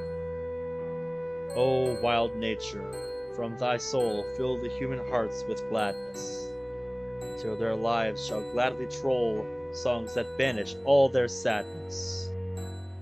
Bathe their breasts with songs of love from the Edens found above, till their lips shall sing the story of their happiness and glory. Sayori isn't crying anymore, but she and Monica are watching me with rapt attention. When I finish, Sayori stands and wipes her eyes. Sayori, don't ever give up. I know you can beat this thing. Thank you, Ben. That poem spoke to me. You're welcome. I read it especially for you. And there's Monica's jealousy and the guilt. I wish I could reassure you. Sayori, you're not alone. There are your friends in the literature club. And they are your friends. They love you. Don't confess for me yet. I wasn't going to. I wish they wouldn't. It hurts too much. Sayori, do you want to stay home? Take a mental health day? No, I'll be fine. I don't want to miss the club meeting. What do you think, Miji? I don't know. Knowing what I know about the game now, I don't really want to leave her alone. But you have a point. She won't be able to concentrate in class. Huh. What if we had the club meeting at either her house or my house today? Yes, she does. Cinnamon bun protection mode, activate! Good idea. Michi's suggesting we have the club meeting at either mine or your house today. But then the others would worry about me more. They're going to worry regardless. Look, if it makes you feel better, we'll just say you're feeling a bit under the weather. I don't know. Think of it this way. You can catch up on some much needed sleep. I would like that. Good. Go ahead and go back to bed. I'll text you later today, alright? Okay. We'll see you later, okay? Monica finally speaks, reaches over to give Sayori's shoulder a reassuring squeeze. Sure, Monica. See you. She heads back upstairs, then Monica and I head out into the rain. It's still coming down hard. I notice Monica's not looking ahead of her, but at the ground. I move closer. Hey, Monica? You okay? No, I'm not okay.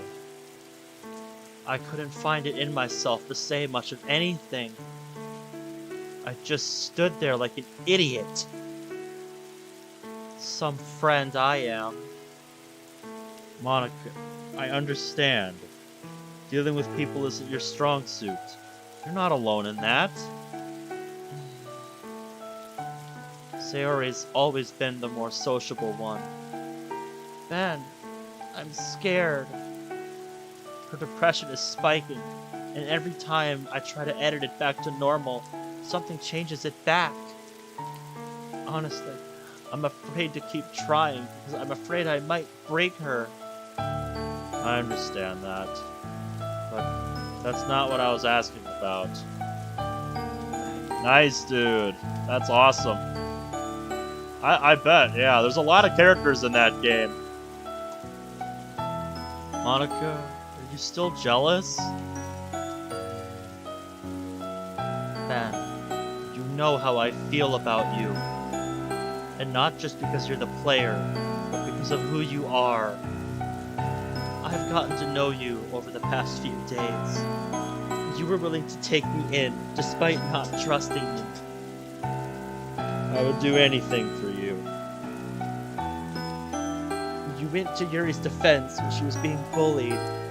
You were honest enough with the others when it should have been easier to lie and say you were Miji. I learned enough to fall head over heels for you. Not the player in general, but you, Ben. And when you recited that poem for Sayori, my thoughts went to dark places. Damn, this is gonna be tough. I take her hand. Listen to me. You won't become that Monica. I promise you that. Don't look so down. You and I have date plans, remember? But before that, we need to focus on saving everyone. And I need to focus on keeping you safe, too. She throws aside her umbrella suddenly. She grabs my blazer and buries her face in my chest. I cover us with my umbrella and hold her as close as I can, trying to reassure her. Ben, Unable to get her words out, she clings to me tighter. Monica, even if the script is superseding your coding control, are you going down without a fight? Are we going down without a fight? I take out Miji's handkerchief and dab her eyes. No, I know we aren't, but... Shh. Then don't. This isn't the Monica I know. The Monica I know would never give up. She's not the type to let some silly script stand in her way. Yep, see Act 2 for reference. You're right. You're absolutely right. I'm sorry. I understand, Monica. I do. Don't be sorry about how you're feeling. I'm scared too. We'll make it through this. Somehow. We continue to walk to school in silence. We walk without speaking for a bit. And I imagine she didn't even bother to go back for her umbrella. So, we're just under one umbrella now, I assume. I look through my small list of poems on my phone and find one. I begin reciting. The thoughts of all the maples who shall name when the sad landscape turns to cold and gray. Yet some, for very ruth and sheer dismay, hearing the north wind pipe the winter's name, have fired the hills with beaconing clouds of flame, and some with softer woe, that day by day, so sweet and brief, should go the westward way, have yearned upon the sunset with such shame, that all their cheeks have turned to tremulous rose, others for wrath have turned to rusty red, and some that knew not grief or dread, ere the old year should find its iron close, have gathered down the sun's last smiles of cold, deep, deep into their luminous hearts of gold. I recited softly so only she could hear it. As I stop, Monica smiles with tears in her eyes. You chose that for a reason, didn't you? You caught me. I chose it just for you.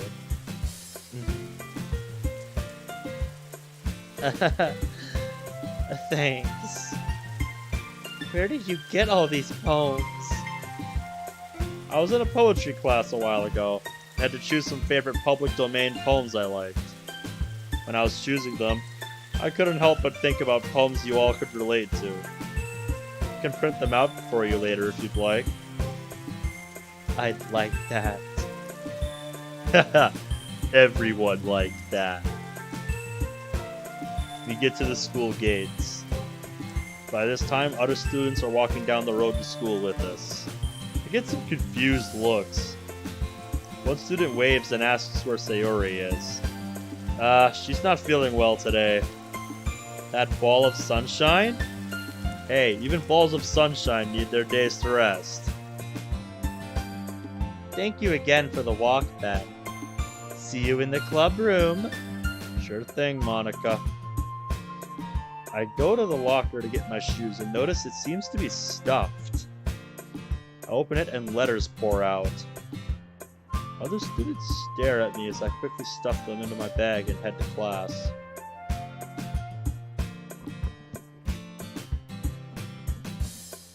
Huh. Guess there's nothing. Wonder what those letters are. Yeah, me too. Could be threats, could be thank you letters, could be both. Psst. Get over here. I walk over to my desk and sit. You're in big trouble. Tell me something I don't know. Show her the contents of my bag. What the hell? You're telling me. I grab a random one and open it. Okay. Let's see. Shizu-san, I just want to say thank you for doing what everyone wanted to but couldn't. Anonymous. Huh. Wonder if the others are the same. What's going on? Mori walks up and looks at us curiously. Long story. Well, I heard about what happened yesterday. Are you all right?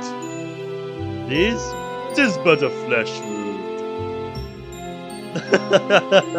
It doesn't look like they got the joke. They look worse than they feel. I'll be fine. Yae didn't show up today. Good. Better off without her. Good thing for small favors. Let's hope she gets help. Help? She needs to go to jail, that bitch. No, what she needs is counseling. She's obviously got some problems and she's taking her frustration out on everyone. You're a good person. By the way... Yes? What's with the devious look, Mori? What's with the devious look? With the way she says that, the mood shifts. Could I cash in that rain check for lunch? You clever girl. Sure. I don't have lunch plans. Hey! This might turn out to be a good day after all. Perfect! So the three of us can spend lunch together? I don't see why not. Yay! Cool. The teacher walks in and class starts. Wonder what they want to talk about. We won't know until lunch, I guess. Yep, and I genuinely have no idea what this is about, so I can only guess. I can only theory craft now.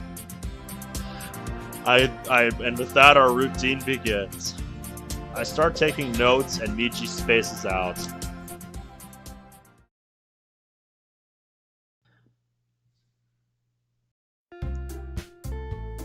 Lunchtime! I stand and grab Miji's wallet. Behind me, I hear Causeway grab her bento box. Where are you going? Aren't you gonna stay here? Cafeteria. I don't have a lunch with me. Then let's go together!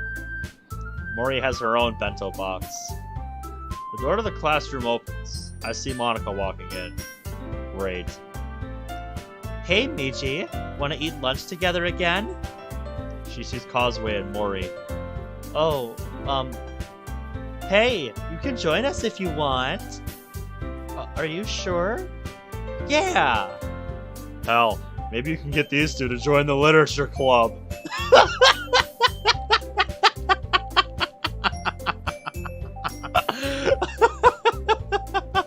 I thought Sayori was the recruiter, not you. Yes, he is developing quite the harem. Oh, man. Although I think secretly, Causeway has been thinking about it in the back of her mind for a while now. So, that's just my 2 cents. Not a bad idea. I'm always looking for new people to join. Let's go then.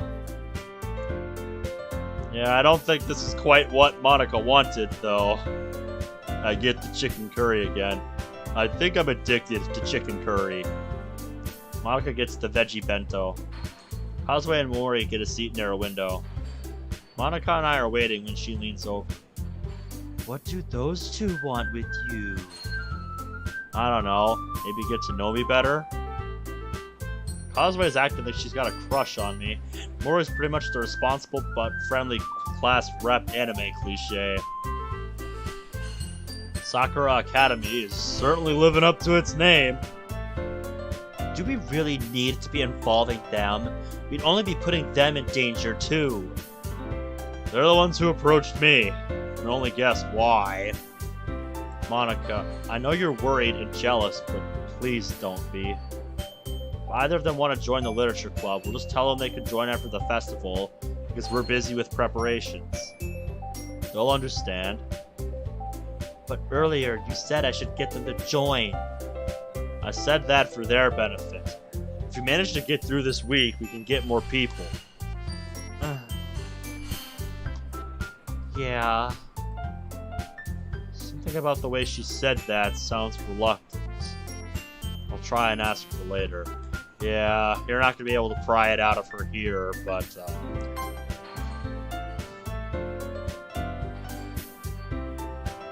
Huh.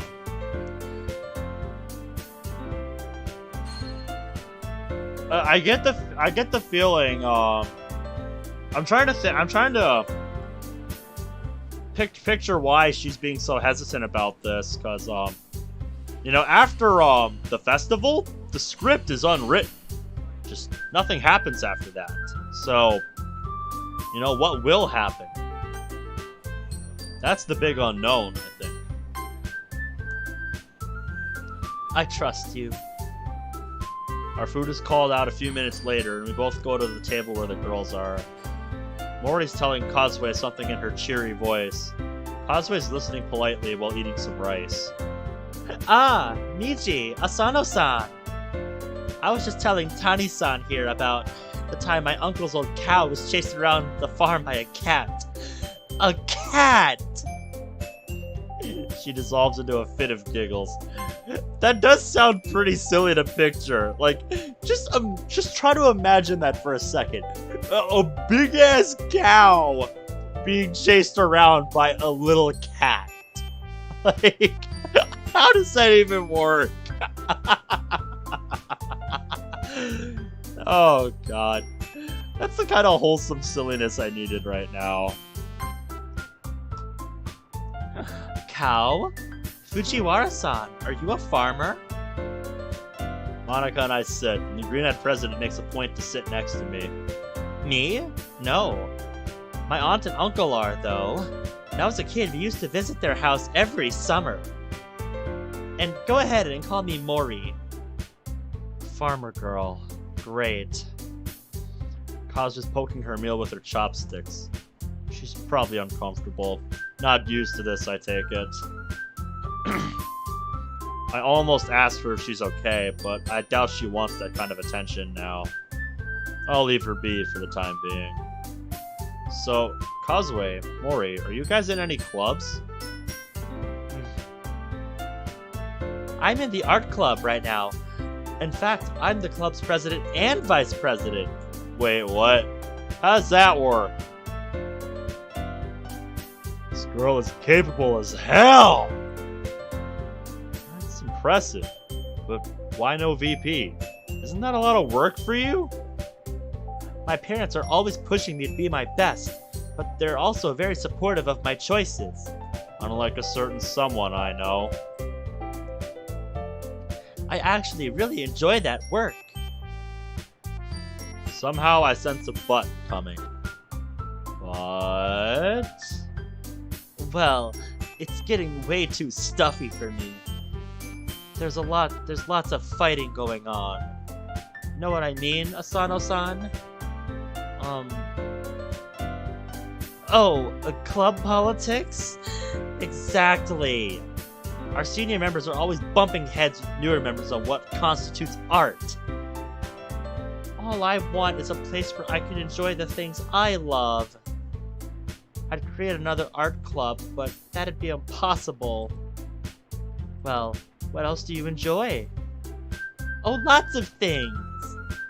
I'm big on botany, but I don't think I'd like to join the gardening club. Too big for me. Really? Are there really that many people into that sort of thing here? I wouldn't have guessed. But, I mean, I just want something small and comfortable. Something relaxed. Something like, well, your club, Asano-san. I'm a big reader myself, and I write. Oh boy. Silence. Dead silence among the table of four. Here's the thing. I asked Miji to talk partially because... You wanted to meet Monica, right? I'm sorry! That wasn't the only reason I wanted to talk to you! Honest! I just figured that since you two are so close and all, that it'd be easier to talk to you. Real boost to the self-esteem there. Oh hush, she's not like that and you know it. It's okay, I understand. But actually, we're not accepting club applications right now. Right, Madam President? Oh, yeah, unfortunately. Not this week, anyway. We're busy planning for our club's role in the festival, but when that's over, we will definitely accept new members. There's that confident presidential facade again. Yep, that's what she does best. That's fine with me. So, what do you do in the club? A lot, actually. We read books and discuss them, write poems, but for the most part, we do our own thing. Yuri is the biggest reader out of everyone, so she keeps to herself mostly. Natsuki keeps manga in the classroom, and she reads a lot, and reads that a lot. Sayori does what she feels like, which lately has been poem writing. Wait, manga? You read manga in the classroom? Hey, why not? Manga is literature, right, Asano-san? Right. And you don't have to stand on ceremony with me. You can call me Monica. You know, something about Mori seems to be throwing Monica off.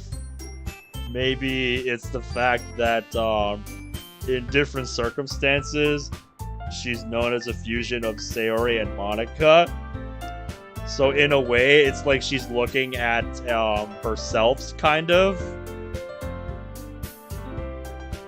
I noticed that too. Jealousy? Maybe. That might be part of it. There's something else going on here. Sarah's my childhood friend and the vice president of the literature club. She got me to join a few days ago. She's pretty amazing in her own right. Always cheerful, looking out for her club members, a real asset. Hell yeah, she is. She's getting used to swearing. I like it. Everybody liked that. Is that a good thing? If you don't, it just means she's letting loose and trying to enjoy life more. You got that right. Damn straight. Alright, makes sense. I've seen her around. She's a lovely, cheerful girl. Now I can't wait to join your club. Cosway looks a bit bored now. I lean over. Hey, you okay? Huh? Oh, yeah, sorry. Just spacing out. If this is boring, we can talk about something else. No, it's cool. She reacted to manga earlier. I wonder... Cosway, you read manga, right? Why would I read such childish stuff? Hey, no worries. There's nothing wrong with reading manga. I read it, and like Monica said, a member of my club enjoys it. Besides, you know what if this table's gonna laugh at you for liking something like that? Yeah, you say that now, but after Monday, how can I be sure? Because Miji's not that kind of person. He's a kind guy and wouldn't tease you. I'm beginning to like more and more, but not how I like Sayori. I guess she reminds me of Sayori in a way. Gee, I wonder why. Funny, she reminds me of Monica. But yes, Mori is very kind. I wonder when they're gonna put 1 and 1 together here and figure it out. I can vouch for that. From what Sayori's told me. Yes, indeed. Miji here might tease, but he would never betray trust placed in him. I'd never tease you publicly about your likes and dislikes. But you would privately. I tease my friends because I like them. But if they make it clear they don't like it, I'll stop. And I definitely not tease you about a love of manga. I get it. It's difficult to talk about your love of something people say is childish.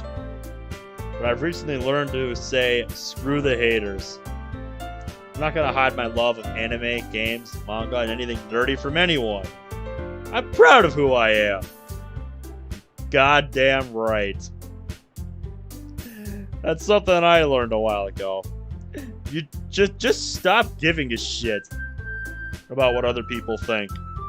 Just embrace who you are and enjoy life, man.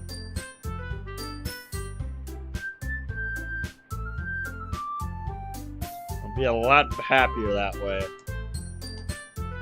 End of speech. Monica looks proud of me, and Causeway and Mori both look astonished. Wow, that's so cool of you, Miji. That doesn't really sound like you at all. Maybe what happened on Monday helped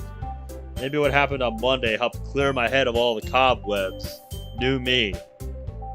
Yeah. Damn, I have terrible timing sometimes. Less impulsive. Causeway, I didn't mean to make you remember that. You've done a lot to make up for all you've done. Hey Miji, what do you think? Is she worthy of forgiveness? Maybe, yeah, I'm not too sure, but her actions lately have been very encouraging. I get that. Does that mean... You're getting there. Just give me and Sarah some time.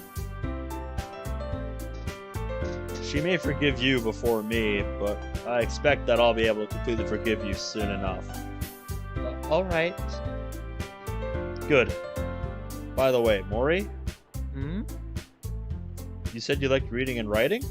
What do you like to read and write about? I'll admit, I'm curious too. Well, you might find this a bit strange, but I'm into two pretty different genres. I enjoy happy stories that have dashes of sadness in them. What else was there? Oh yeah, subversive stories too.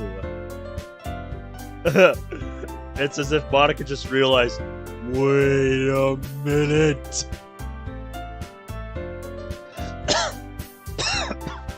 I love when a story goes in a completely different direction than what you're expecting. That's one of my favorite genres too. So yeah, like I was saying, it's like Monica just realized, wait a minute. That's Sayori's favorite and my favorite. Wait a minute.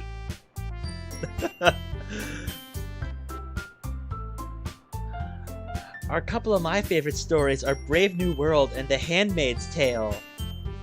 Yep, one of which she's talked about in Monica After Story. You have yet to bring up Handmaid's Tale in Moss, if I'm not mistaken. You'll have to tell me about that one someday, huh? I can't wait.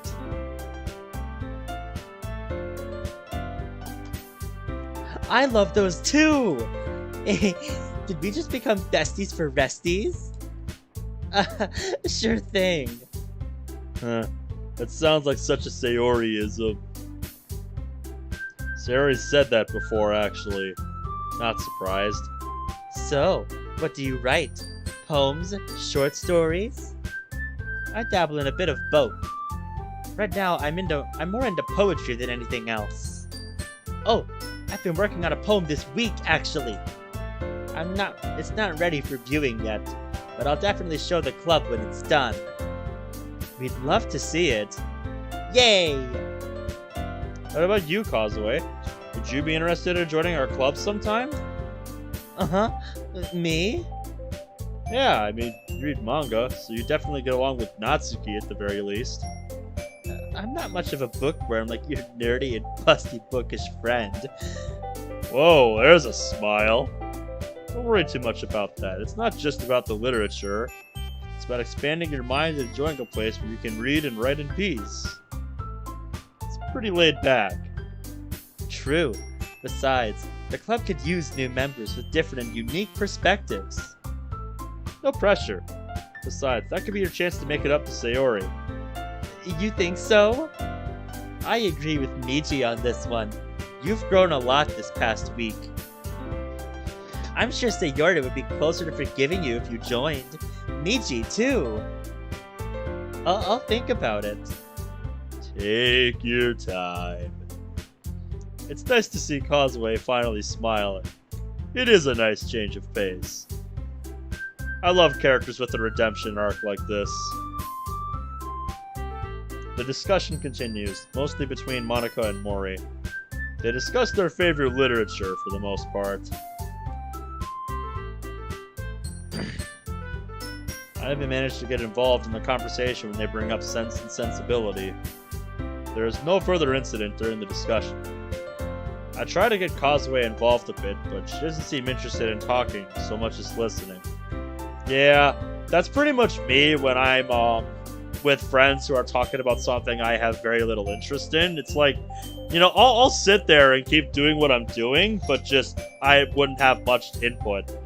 But it's like, I'll just hang out. Like, I'll just hang out. You guys do your thing. So I feel that.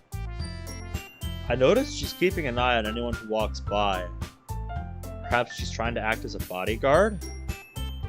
Causeway and Mori get up and head back to class. I stand, but Monica pulls me back for a bit. Hey, Ben? What's this about? Yes? Sorry if I seemed a bit apprehensive earlier. Don't worry about that. I figured you wanted me alone when you showed up. Yeah, I did. Pretty much, yeah. Or that's kind of like when my manager at work is telling me something I already know, so I just kind of nod along and be like, yeah, okay, whatever. But I did actually enjoy talking to Mori and Tani-san. Good. Well, see you after class? Yep. Monica heads out, smiling to herself. Good. Class ends and I head to the club room. Natsuki and Yuri are already settled in at their respective desks. Where's Sayori? Ah, yes, about that. Could I ask you guys to wait and not get settled in too much? Is something wrong? Did something happen to Sayori? Well, yes, kind of.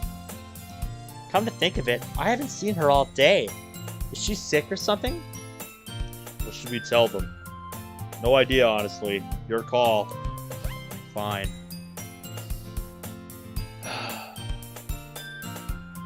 Sayori took a mental health day. That doesn't sound at all like Sayori. She's always been so boisterous. Now that I think about it, Sayori's had days like this. It's been a while, though. But don't worry, I'm sure a day alone helped. Oh man, am I the last one here again? Don't worry, we all just showed up too. Were you practicing piano again? And we're back on the damn script. It's a bit scary how this script keeps getting back on track.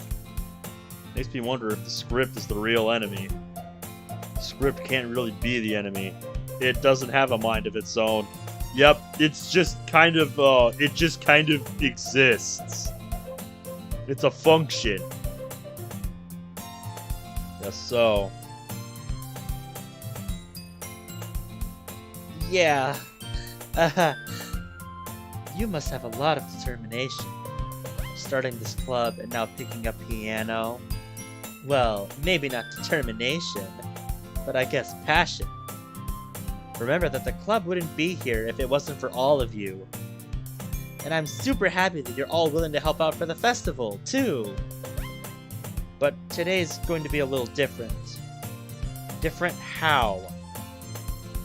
You may have noticed the absence of sunshine in the club room today. And I don't just mean the rain. Yes, I did. Ben and Miji were telling us about her. Ah, good. She just needed the time to herself today. But she didn't want to miss the meeting, so what do you guys think about having it at either her or Miji's house? Actually, I think it'd be better if we go to Sayori's house. Yes, I agree. I'm not sure if it'd be a good idea to go to Miji's house again. No offense meant, Miji. None taken. Besides, I think it'd be easier on Sayori. He's not offended and he agrees. I pull out his phone. Hey, little bun, are you feeling up to having people over? Yep, I'm feeling a lot better after a nap. Well, good. Good, we're heading there now. See you soon. Same to you. She says she's doing better. She's fine with people coming over, so you all okay with that?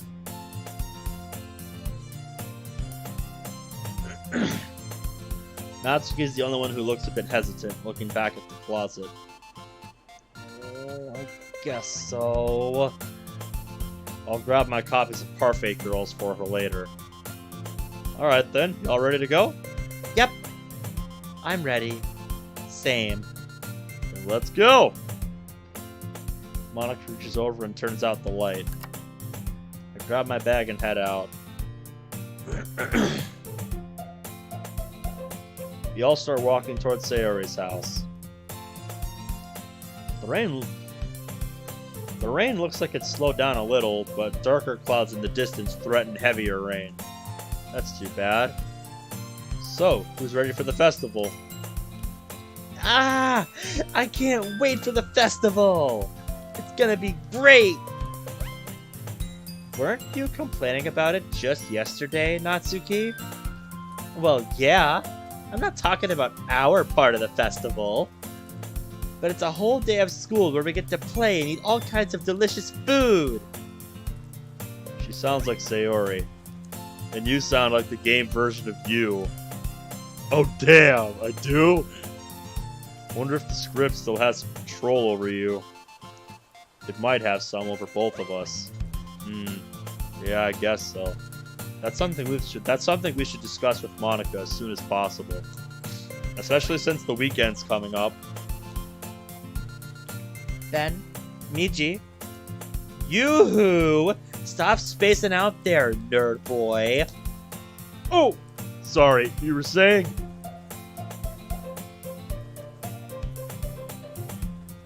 I motion at Natsuki to continue. Oh, I was asking Monica if they usually have fried squid. Squid? That's a pretty specific thing to look forward to. Oh, come on.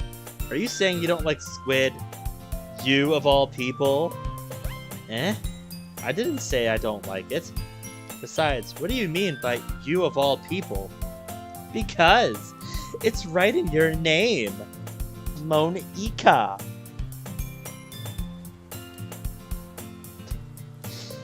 Clever, but unless I'm mistaken, squid is meat and Monica is a vegetarian. Oh no, wait, you said you're a pescatarian earlier. Yes, that's right. I do still eat squid on occasion. I mean, come on, I'm Japanese, I can't give some things up. Monica, I didn't know you gave up meat.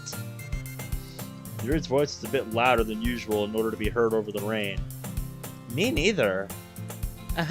Well, I have. Why? Meat is delicious.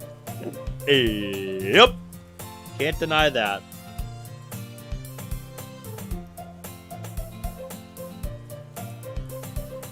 Yeah, I know. I started a couple years ago after learning more about Earth's climate. Really? May I ask why? The carbon footprint of cultivating livestock is just unbelievable. Yep, stole the line straight from Moss. I decided it's not much of a personal sacrifice to just stop contributing to that whole mess. You all had Suzuki-sensei as first years, right? The biology teacher? Yeah, that's her. I remember. She didn't teach so much as lecture. She's a vegan, though. Is she the reason you went all veggie? Yes, she was. But I couldn't go full vegan like her. I still like certain animal products like dairy and eggs and such. And fish, of course. We turn our corner and head down Miji's and Sarah's residential area. Is there anything you miss about eating meat? Well, it's a bit embarrassing, but I miss sneaking out at night and having a nice, big, juicy cheeseburger.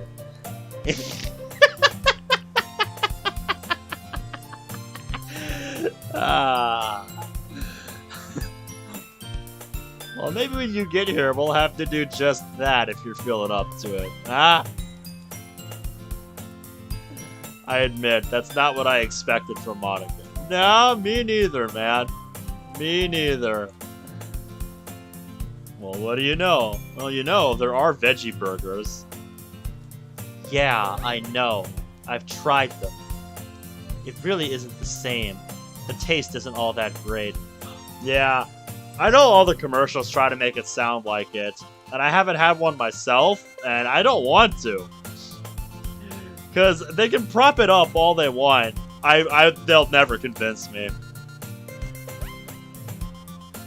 Well, I bet you in the next couple of years, the veggie meat industry will produce fake meat that'll taste and feel like the real thing. He's right. I actually read about this company in America called Beyond Meats a month ago.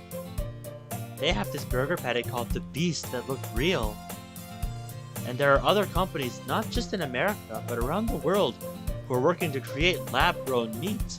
If they succeed, it would mean less methane gas polluting the atmosphere, and you could eat meat again if you wanted. There she goes again.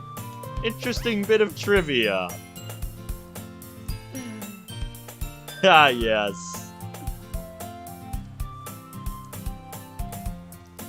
You'll have to let me know what you think about that sometime, because you don't look too convinced there.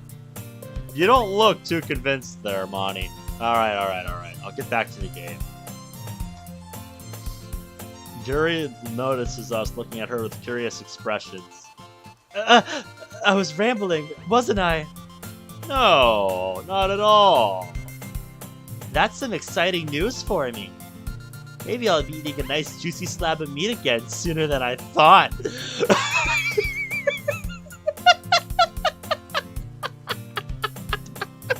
You just had to use those eyes, didn't you? God damn it.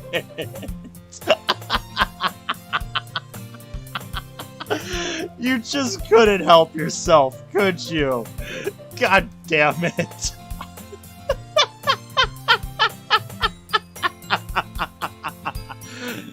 Okay, that was definitely a double entendre. Doki Doki! Oh my god. That was great. That was beautiful. Oh my god. What did I just see? Girls, why don't you head over to Sayori's place? I'm gonna grab something from Miji's house. Yeah, and I need a moment to calm down after that just happened. Oh my god.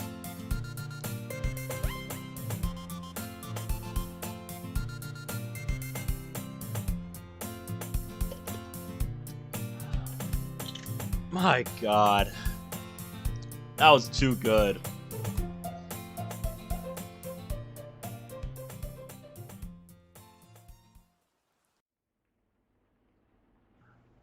I enter Sayori's house and hear the girls talking and laughing. There are 4 school bags hanging near the door. Taking off my shoes, I head to the living room. I see everyone except Yuri sitting on the couches. I hear Yuri in the kitchen making what I assume to be tea. Those clothes. Yes. They bring back memories. Dark, painful memories. I feel a shiver run down my spine and my blood runs cold. Then, what's wrong? Those clothes Sayori has on. She was wearing them in the hanging scene. Remember? Oh. Fuck.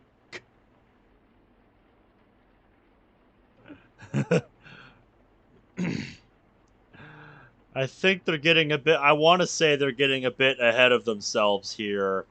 Because we're still a couple days away from the day of the festival, but...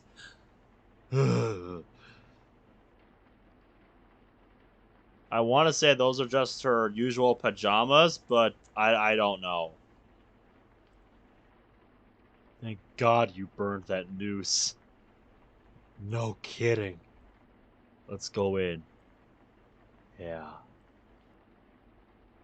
Yeah, that's what I thought they were.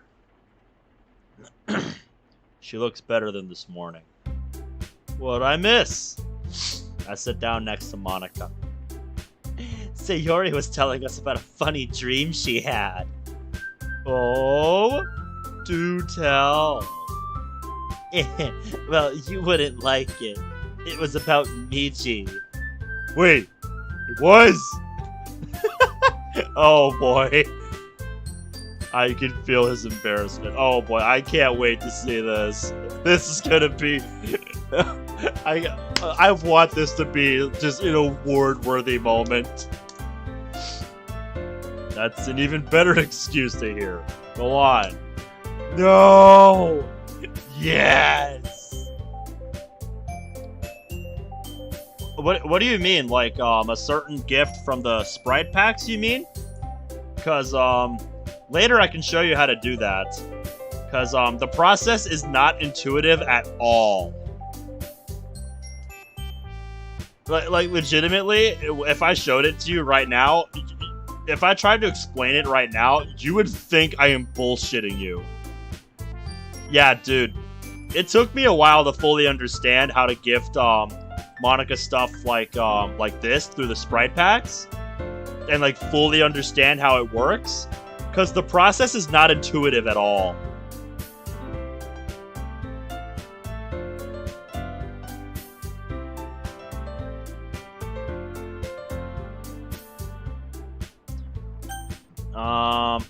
Let's see, we've been going for 2.5 hours.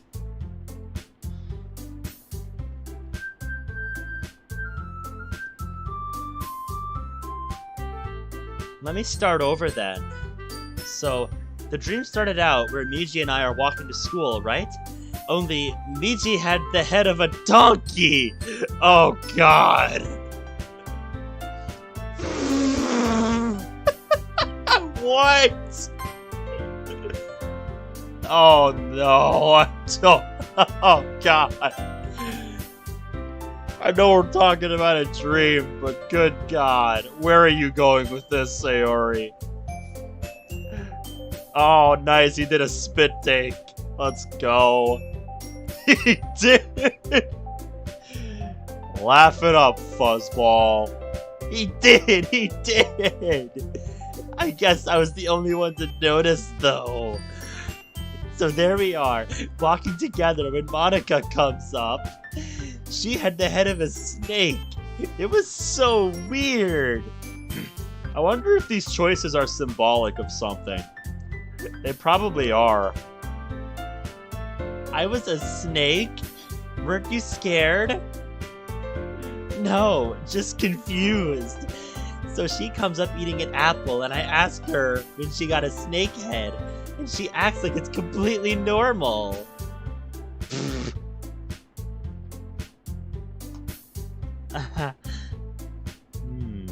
Snake and apple.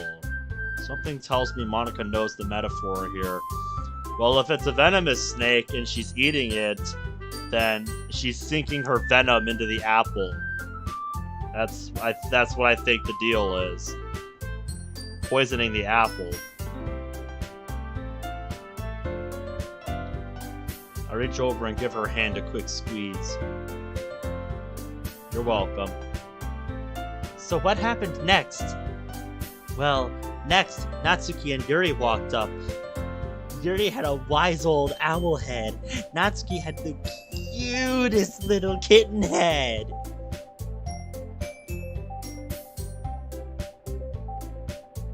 Oh, that poem he read earlier? I guess I could see that. I'm trying to look at it from like a, I guess I'm trying to look at it from a different standpoint then. Both were arguing over what kind of mouse tasted better. Then Monica got in on the conversation. I'm trying hard not to fall over laughing. Even Miji's laughing now. Miji and I just watched the three argue about which mice or rat was the best. Then I woke up. Oh god, my sides! I wiped tears away, trying to catch my breath. Oh my god. That was some funny dreaming there, Sayori. It takes a few minutes for us to compose ourselves. So, real quick, I'm thinking maybe at the end of this in-game day, I might take a break and kind of demonstrate gifting her stuff through the sprite packs for a bit. Because, like I said, it took me a while to figure out how that works, and it's not exactly intuitive. So, you know, I could show you how it works. Just, I could give her something that I haven't gifted her yet. And I'm sure she wouldn't mind either way. You know? Oh, is this day particularly long? Well, I usually plan on going for 4 hours, so this will be fine, man. Well, now that we're all here, should we get to actual club activities? Right. Do y'all want to do what we normally do before we share poems, or do we just want to share poems now? Well, I do what I normally do, but you can't. Here. I hand her my manga collection. You can borrow mine for a while. Thanks. Well, I wouldn't mind proceeding as normal. I'm okay with that. Alright, sounds good to me. Everyone splits up. Sayori sits at the table and begins writing in a notebook. Natsuki picks out one of the manga and sits on at the table as well. Yuri sits on the couch and pulls out a book. Whoa, Stephen King's The Shining? Pretty cool. Pretty famous book to be referencing there. Monica takes a seat on the same couch as me and, after picking a book from the entertainment center, begins reading. I sit on the other end of the couch and grab the next volume of Parfait Girls. I pick up where I left off last. The next volume starts where the 4 members of the club were beginning to bake. Minori made a coffee cake with dark chocolate frosting. Taka made a tea cake. Sayaka made a bittersweet chocolate cake. And Nakara, to my surprise, made simple vanilla cupcakes. Those cupcakes looks like the one Natsuki made for my arrival in the club. Like I said, I wonder if that's where her inspiration for them came from. I try not to laugh watching as Minori stumbled around the kitchen, getting into all sorts of trouble. This mangaka really did their research. There are some very intricate depictions of each girl as they baked. I even find recipes for the baked goods at the end of the manga. Yeah, so I guess that confirms that. Pretty neat. I mean, if you wanted to learn how to bake good pastries like Natsuki did, Monica, I mean, there you go. Just whip up one of those volumes of Parfait Girls and just look at the back of the manga. They're right there, apparently.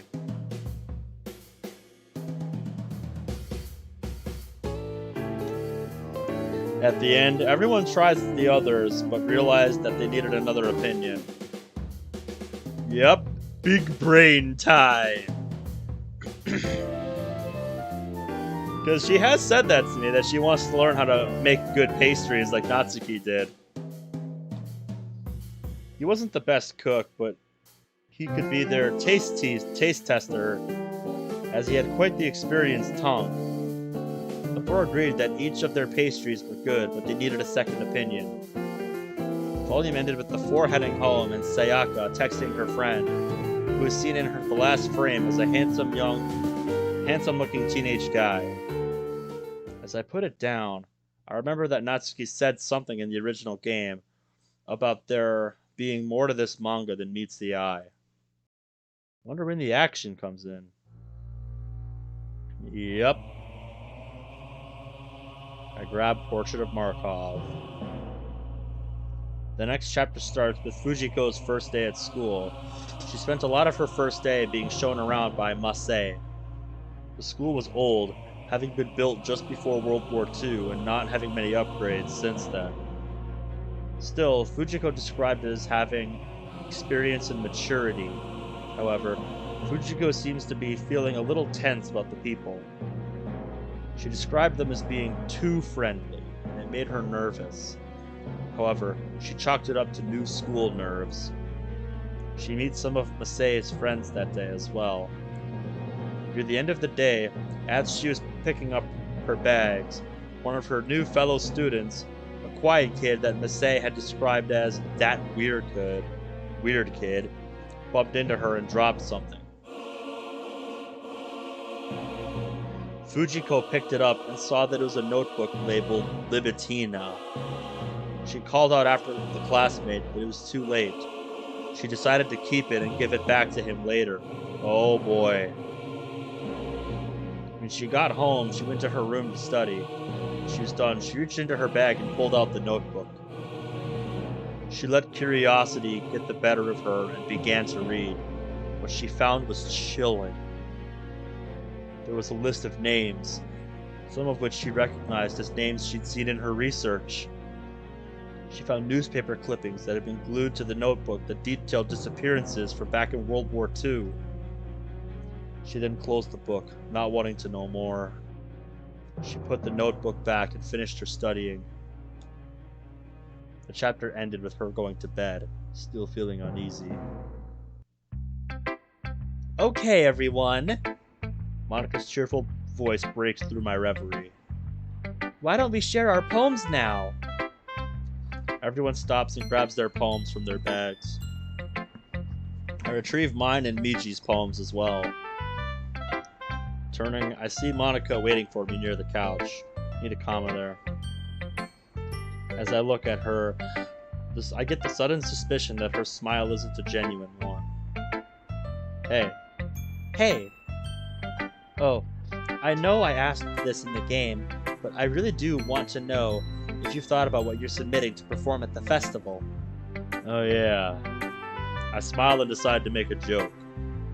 Tick-Tock Clock by Raphael de la Ghetto. Eh? Who? Remind me to make you into a fan of the Fresh Prince of Bel-Air when this is over. Yeah, I'll admit that one flew right over my head. I haven't seen much of that show. But in all seriousness, I'm not really sure. Perhaps the first poem. That would be a great poem, but perhaps a bit too long. Yeah, true. I'll bug you about it later tonight. Oh, stop it, you! I ruffle her hair, my face flushing. You know what I mean. Yes, I do. I look at her a bit more seriously now. I lower my voice so as not to disturb anyone else. Hey, Monika. You feeling okay? Huh? I'm fine. Why do you ask? You've just been extra quiet since earlier. Oh, I'm just a bit tired is all. Sayori's dream got to you, didn't it? Yeah. a snake eating an apple. I mean, I'm not religious, but I know the story of the Garden of Eden. Does Sayori really see me like that? As Satan? Oh, man. Oh, Monica. You and I both know Sarah's probably the last person to have any malicious bone in her body. Yeah, I know, but it still makes me think. What part of me was being controlled by the script in that game, and which one is the real me? Yeah, no kidding. Nice to see you, fun gang. Which one of me is that possessive? Trust me, you're doing great. I know you have a tendency to get jealous, but a lot of people do.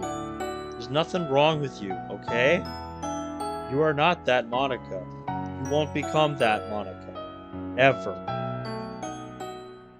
Okay, I trust you. I give her shoulder a squeeze, then let go. Now then, let's look at that poem of yours, shall we? Sure thing. Here you go. She passes me her poem. She then looks at mine first. Alright. So this is our boy's poem here. Intriguing duality. Fading dreams and fading reality. Which am I? A slipknot in space-time appears. A dream's walking away. The campfire light around me flickers, like the thoughts racing in my dual head. A faded figure, a ghostly white steps through. Again, aging and de-aging as it steps through, screaming and whispering as the faceless approach. Two-faced, two-faced, two faces, merging and separating. One face smiling, the other frowning. One hand clenched, the other outstretched. And all for what? Where is it looking? The wind picks up. The figure vanishes in black and white wings. A small house appears in its place, a toy from my childhood. It has no meaning to me. It has all the meaning in the world. Rain falls, it dries the ground. I can no longer hear myself. What happened? Who am I? Where am I? What am I? Then she looks at Miji's. Wow.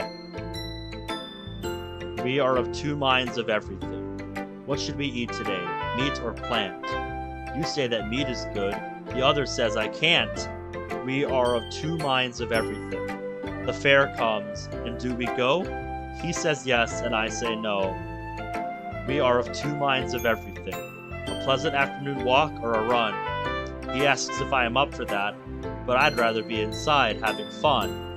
I am of two minds of anything. Yeah, so they wrote about similar themes. They said that earlier, but yeah. Really trying to drive the point home that, yeah, just, this is really a messed up situation for them. While she's doing that, I look at her poem. Alright. Home. 4 walls and a roof and a simple white ceiling. That's all that she ever desired. A window to see the outside. A bed and comforter. A place to rest when she's tired. A place to protect her from wind, rain, and heat. A dwelling where she can keep her feelings discreet. That was all she ever wanted. And what does she find but misery and pain? A world where the maiden's thoughts are her bone. Constantly watched, constantly monitored. A place to call home is all she desired. That's all she ever wanted. The world is cruel and heartless. A pox on it, she cried. She tried to find a new place, but no dwelling she could find. The trees laughed at her, the animals spat at her. A hard floor instead of a soft bed. She woke in another bed, four walls all around her once more. She feared the worst, but when the door opened, she saw not harshness, but kindness behind the eyes of the one who gave her all she ever wanted. But will it last?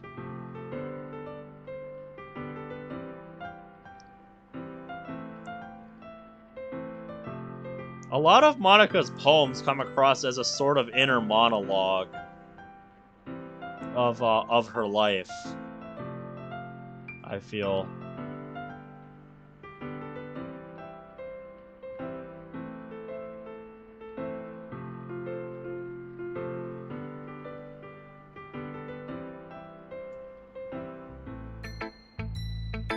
Okay, I can guess what this was all about. The style here, it's not like hers at all. I didn't think Monika was the rhyming type, but maybe she's trying something new? You okay, Monika? Oh, yes, I'm sorry. Well, I guess you two are going through a crisis of your own, huh? Got that right. We both are. It's hard not for us to think about it, considering it's right there. I mean, we're both practically inseparable, unless we're in the space classroom, but even then we can't be alone. I'm ashamed to say that I haven't had much time to look into safely separating the two of you. Don't be sorry about that. You haven't had the time. We've both been distracted, okay? Let's just focus on our poems for now. Okay. You're still terrified, aren't you? Yes, I am. I'm afraid that the game will reset after Monday. I'm afraid that Sayori will hang herself. I'm afraid of turning into that Monika. Hey, you'll never be her. I made a promise to you, didn't I? And I plan to stay true to that promise. Thank you, Ben. Of course. But I am afraid of those other things, too. An idea suddenly pops into my head. If you're scared, why don't we make a plan for later tonight? An idea? Yeah. What's the idea? Say worst comes to worst and Sarah hangs herself. You'll be able to see that, right?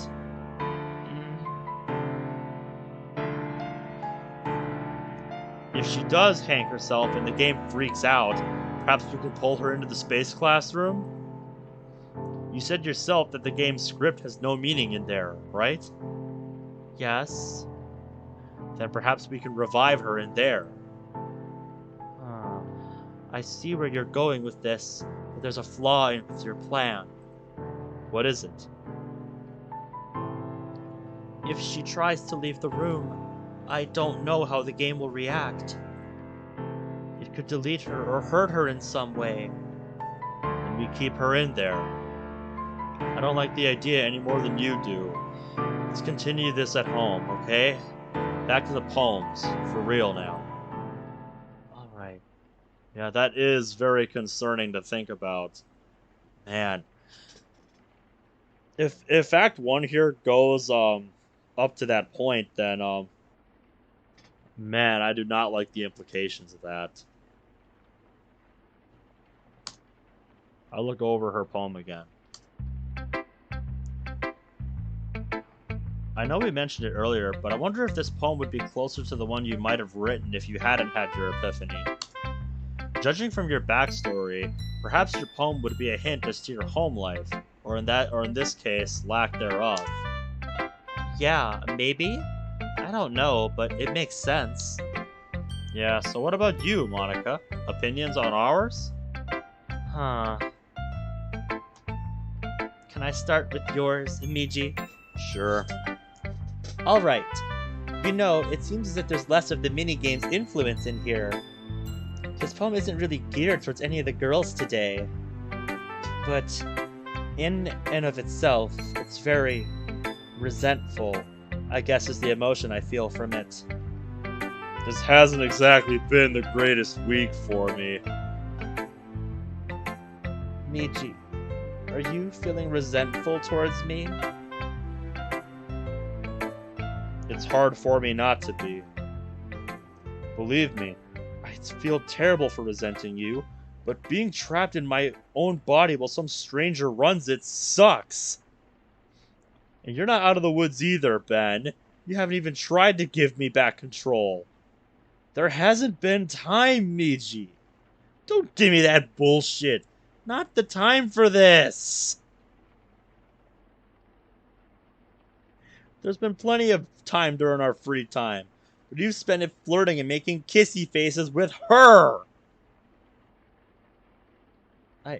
I'm sorry, Miji. Miji, I know you're upset, and I don't blame you for being angry about this, but that was completely uncalled for. Screw you! You're not even trying! That's enough out of you! Oh no. No! Not again! My in-game self says it all. The rage subsides, replaced by horror and terror from both of us. It happened again. Ben, I'm sorry. No, Miji, I should be sorry. You're right. We haven't been doing anything. I still shouldn't have done that. Guys, are you okay? We are now. It's just... it happened again. We began to merge. Again? Tonight, we're gonna seriously look into trying to permanently separate the two of us. Alright. Sorry for not giving much constructive feedback on your poems, you guys. It's okay. We've got more important things on our minds. Yeah, we should move on. Monty?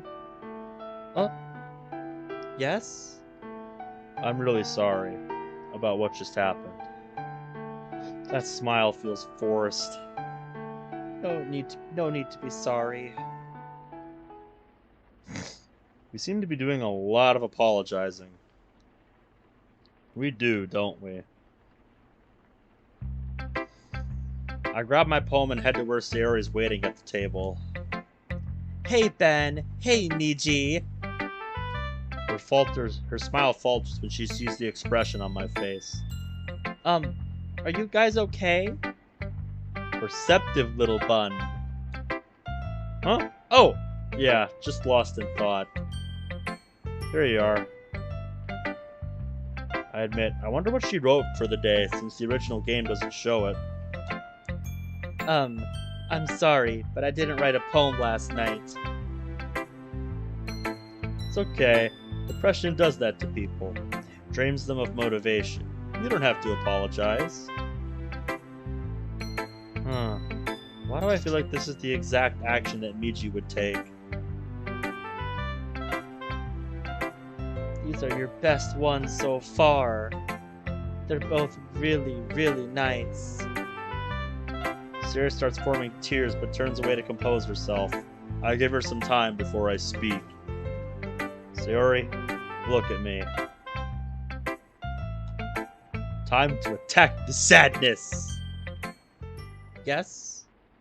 How are you feeling right now? Be honest. To be honest, I'm still a little tired. Ben, Miji, I don't deserve this. You're both too nice to me. Why are you doing this? She starts having trouble keeping her voice steady. You had fun with everyone else instead. This would be so much easier. She clamps up at her outburst. I see Monica look over with concern, but I give her a subtle nod. Listen to me, little bun. That gets her attention, and she looks at me. I know it hurts, but rain clouds, well, they're not permanent. And you know what happens after a rain cloud passes? She leans closer, almost like she's clinging to every word I'm saying. What? Rainbows, clean air, Sayori, depression is a bitch. I know, but you can fight it. No, I'm just being selfish. Sayori Fujioka. Uh, There are times when it's okay to want something for yourself. Look at me and Miji. I mean, we want what's technically impossible, to be free of each other. And I know Miji wants a lot of other things too. It's not wrong to want things for yourself. I sound like a goddamn counselor right now. Sarah looks like she's trying not to break down. We love you, Sayori. I hope that sounded like a big brother tone. Me, Miji, Monika, Yuri, and Natsuki. We all cherish and adore you. She breaks and begins crying softly. I pull her into a tender hug. I look over and see that Yuri and Natsuki haven't noticed this yet. Monika has, though. I give her a quick smile and she smiles back. Sarah's crying so hard my uniform's getting damp. how can you care so much? Like this. I give her stomach a quick tickle. That tickles! Now there's a genuine smile. Yeah. Meanie, both of you. Well, these two meanies love you dearly. But how can you, then? You don't know what I'm really like. I don't have to. Miji's told me enough. I've seen you to know what you're like. And I've seen enough to know that you're like the little sister I never had and always wanted. To me, at least. Okay, Oni-chan. Hi, Imoto-chan. Well, moment ruined by a certain blonde tsundere. Are you two done? Yeah, we're done. Hey, you okay, Sayori? Did Ben do something to you again? I think you're missing the context here, Natsuki. No. I really just felt something from his and Miji's poems. I don't think I've ever seen you cry before. I'm fine, really. Well, if you're sure. So, which of you wants to read my poem? Let her do it, but I hope you don't mind she doesn't have a poem. She wasn't feeling well last night and today to write one. I understand. So I walk away, I see a worried look on Natsuki's face as she talks to the little cinnamon bun. I walk over to where Yuri's sitting and waiting on the couch. Yeah, you got a good point there, Goose. You got a good point. Hello, Ben. Hello, Miji. I take a seat at the same couch that she's at. Hello, Yuri. Ready to share poems? Yuri nods and hands me her poem. I hand her the two Miji and I wrote, then look over her poem carefully. Yep, this is still the same, so...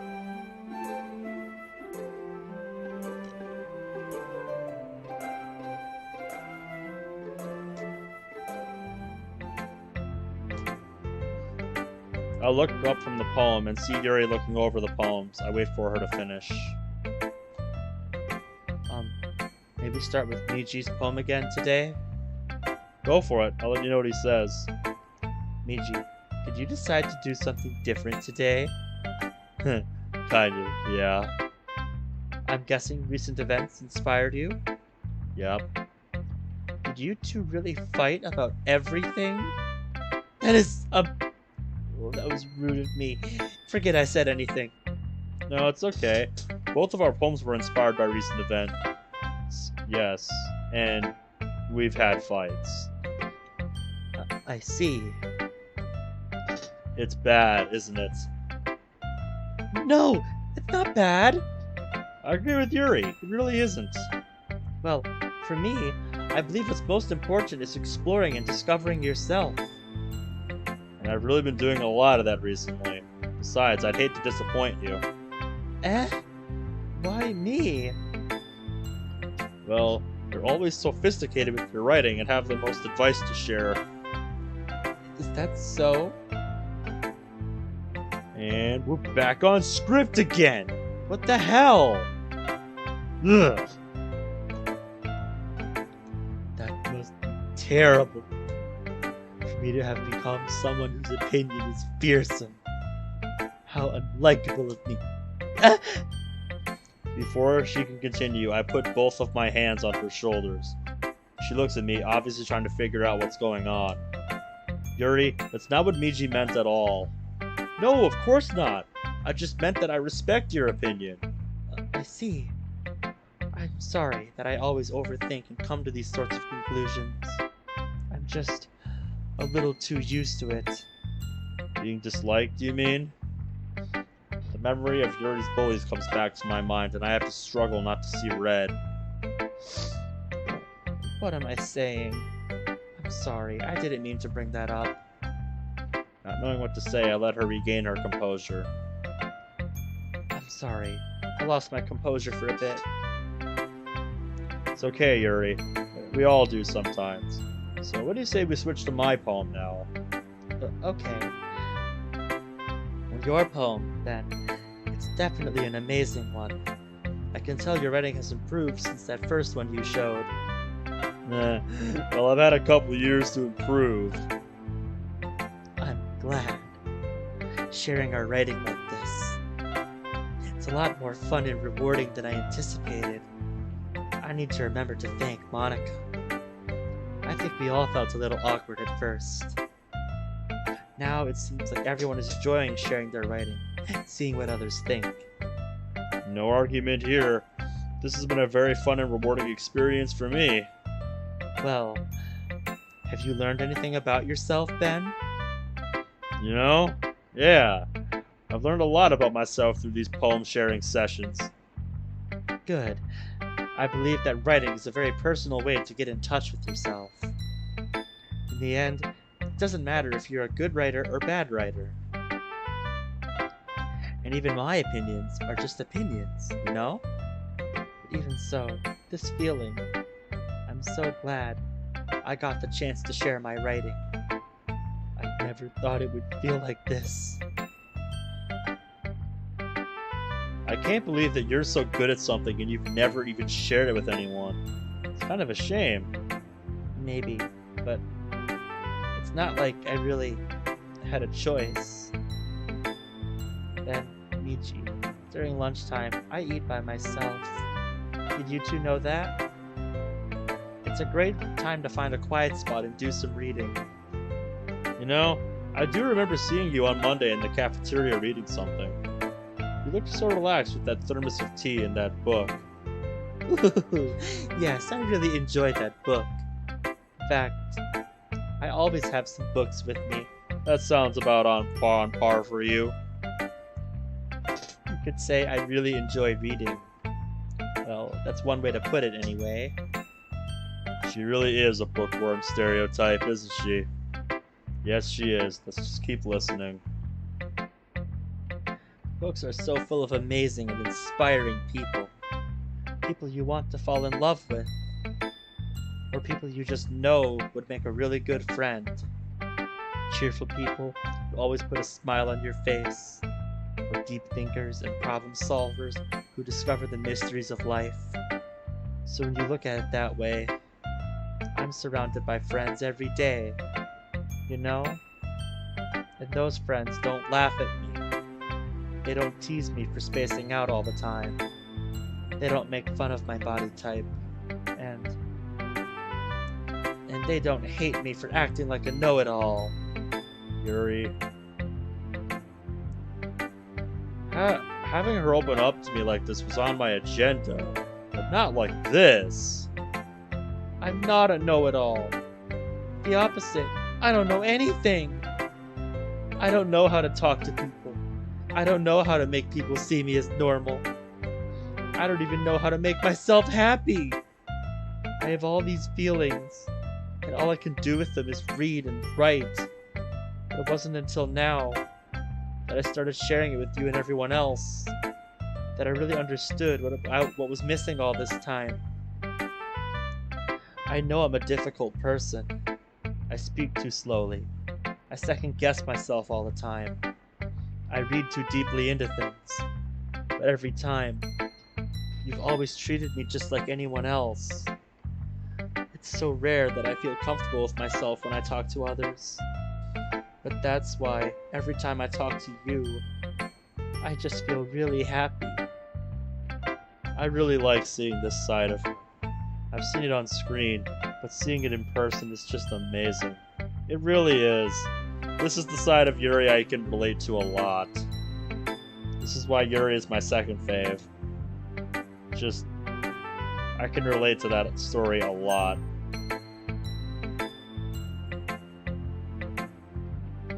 Yuri is an amazingly talented young woman. She's gonna go far if she can manage her nervousness. Yuri, it makes me just as happy to see you happy. I'm glad to know that I could be such a positive influence in your life. Believe it or not, you've been a positive influence in mine. You're my friend, and I'll treasure you for as long as I'm around. Same goes for Miji. Damn straight! If you put it that way, yeah, we really are friends now, aren't we? She puts her head in her hands. This time she's smiling as she does it. Good. I'm proud to call you my friend. Same here. Thank you, Ben and Miji. That means the world to me. I'm glad. I hold up her poem. Do you want to talk about yours now? Oh, please! She looks at me with an expectant smile on her face. Well, first of all, this is a very good poem. You really took the topic and made it your own. I know you probably think the topic of the beach is somewhat inane, but you really utilized your own style here to what I think is the fullest. Thank you. I did my best to take a metaphorical approach to it, but well, I suppose it's not bad to write about something simple on occasion. It can be refreshing, you know? Yeah, sometimes you need something easy to just detox. I know how that feels. It's good for me to calm my thoughts once in a while. Calm your thoughts? Yuri, are your thoughts in turmoil? Well, not often. It just happens sometimes. We all have days like that, sure, but Yuri? Yes? If you're having a day where your thoughts are in turmoil, don't hesitate to call me. I'm your friend now. I want to make sure you're safe. And I'll gladly listen to you vent without prejudice or judgment. You don't have to feel obligated to help someone as unlikable as me. It's not an obligation. I'm offering because I want to. I want to look out for you, to protect you, to help you in your darkest moments, and smile and laugh with you in your brightest ones. Listen to me. I'm beginning to sound like a poet when I talk. Yes, you are. You're not unlikable. What do you say? She pulls it back briefly, but taking a deep breath, takes the phone and quickly puts her number in, handing it back. Then, Miji, this means a lot to me. More than you could know. I'm glad I could help. I shoot off a test message. She sees it, smiles, and saves me as a contact. Thank you again, you two. I'm just doing my job. Not a problem. See you later, Yuri. See you later. I grab the poems and head to where Sayori and Natsuki are finishing. As Sayori walks away, Monika rushes up and pulls Sayori aside. She calls Yuri over as well. Huh. Wonder what that's all about.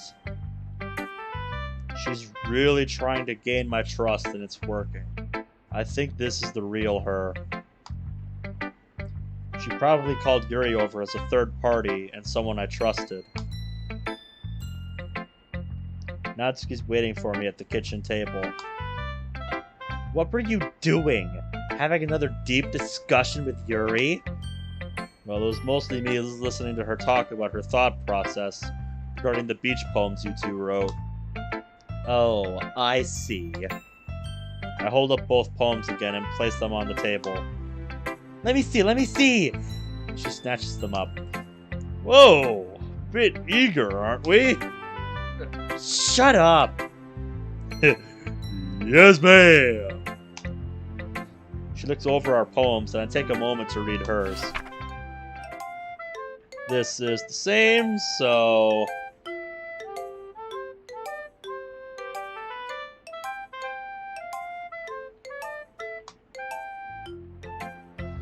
So, what could this be about? Right, this poem. Thank God she likes to make a point. I think this is a poem directed at Yuri. She wants to help Yuri with whatever problem she sees Yuri having.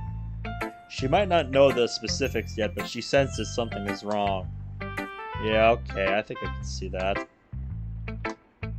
Huh? Natsuki, you okay? She holds up the poems. I guess Yuri and I aren't the only ones who wrote on the same topic. Before we talk about the poems, I want to apologize. How I reacted on Wednesday was inexcusable. Hell? She's acting really unusual today. Yeah, that's one way to put it. Natsuki, Let me finish! Okay. Message received. I know I come off as rude. That's just how I am, okay? I don't want you two to hate me or anything. Natsuki, I don't hate you, and neither does Miji. I'm not upset at how you reacted. I was just confused that day, alright? I understand that. I'd have been confused too. How about we get to the poems? Right, let's start with yours. Ladies first, after all. Ha! You're hopeless. Guilty as charged. Well, let's see then. Hey, can I tell you two something with confidence? Sure you can. Just relax. Did I miss something? No, I'm just seeing things again. Right. She makes a few false starts, then takes a deep breath. Yep, that sounds like me trying to organize my thoughts when I'm trying to write them out in a text or a blog or something.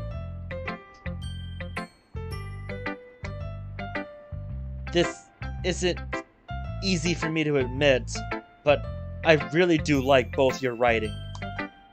You have different styles, sure, but make sure there's a message in them. So why did you have trouble admitting it before?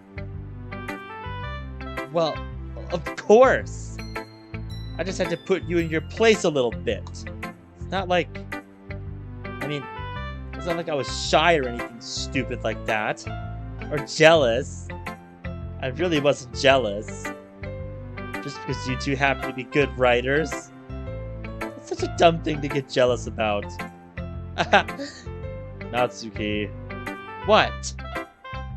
you're not very confident about your writing, are you? What are you talking about? My writing is obviously the best. Right? Hey, Ben. Maybe Natsuki acts so arrogant because she's trying to make up for her own insecurities. You're just now catching on, huh? If she acts like she's the best, then other people might think that way too. I think that can be assumed to be a given. Yes, exactly. Right?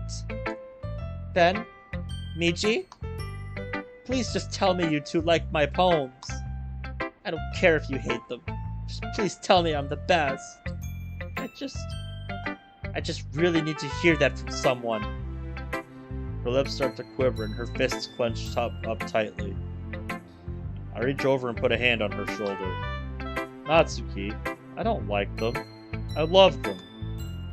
There's nothing wrong with feeling insecure. Just know that if you're having any insecurities or anxieties, I'm willing to listen. What are you doing? I want to exchange numbers with you. To my surprise, she doesn't protest. She simply gets her phone out and exchanges numbers with me in silence.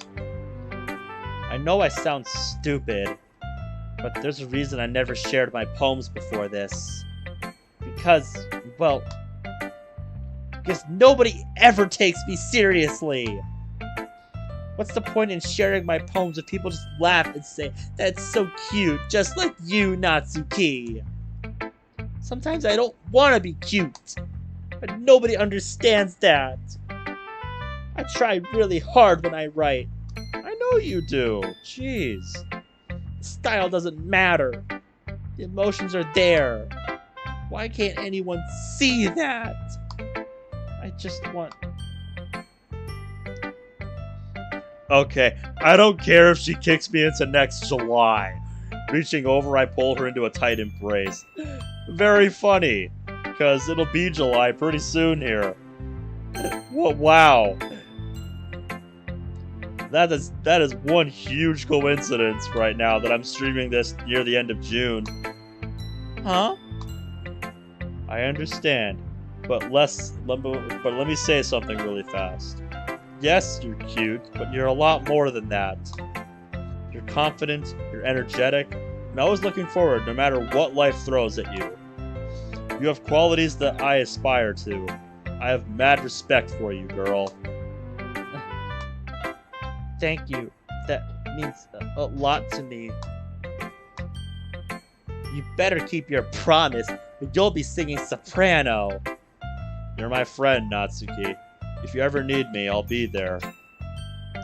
But let's get back to the poems. Yeah, of course.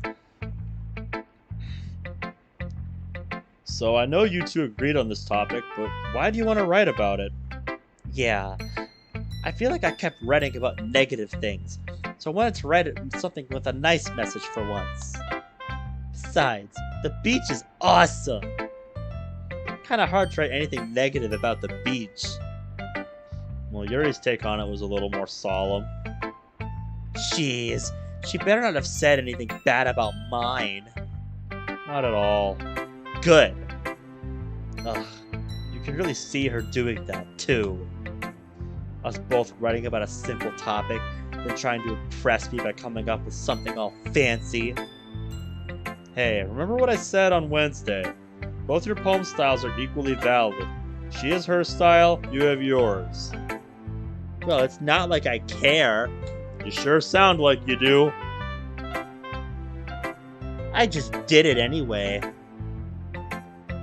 I mean, I guess mine kind of ended up being kind of metaphorical too. But there's nothing wrong with doing that once in a while. At the very least, it was good practice. Well worth it. And I'm happy you showed this to me. I liked it. Well, yeah. I'm a pro, so... She mumbles, not sounding confident at all. Just... remember that I can think of these things sometimes, too. You know? You're nice to me. It's... meaningful. She takes my hands and pushes them back. I don't want it. Huh? How come? I just don't. Jeez. Oh, I know what she's doing. What? He's starting to follow the script a bit more. She's giving us her poem in her own roundabout way. Then I shall accept it gratefully. Good. If you didn't, I would... never mind. Just, I'm glad that you want it. That's all for now, so... go put it away before someone sees it, okay? Aye aye, Captain. I can't hear you! Aye aye, Captain! They had to do it, didn't they? God damn it. Oh, God. We both snicker. I salute her before going back to put the poem away. Yes, do it, chat. I look up and see Monica rushing over to me. That doesn't look good. Oh no. What's wrong? What happened? The music stopped. It's Sayori. She's getting worse. Are you absolutely sure?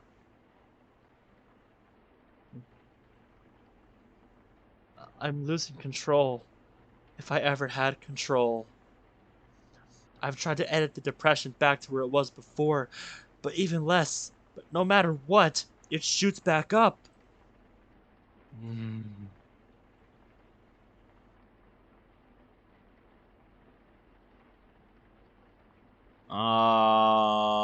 Is that like? Are you talking about that Wii Sports thing?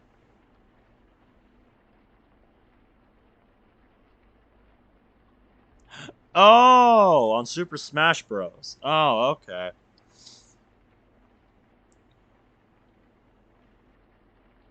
Yeah, if you know what you're doing, you can hit that thing really damn far. On Brawl, I've gotten it to go over 1,000 meters. If you, I would say, learn, yeah, learn about that like super hit you can do with the bat. Like if you don't know, I think it's like if you press a direction and the A button or whatever button you use to swing the bat at the same time, it does like a charge up swing. And if you have that sandbag beaten pretty good, you can just smack that thing for over 1,000 meters. It's insane. If you don't know about it, I recommend looking into it.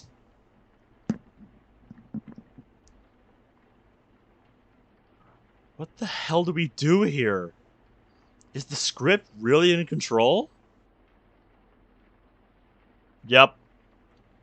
If you know a good combo, I've gotten it over 100 before hitting it, but trying to chain all that together and get the charge up bat hit is not easy to do in a single session.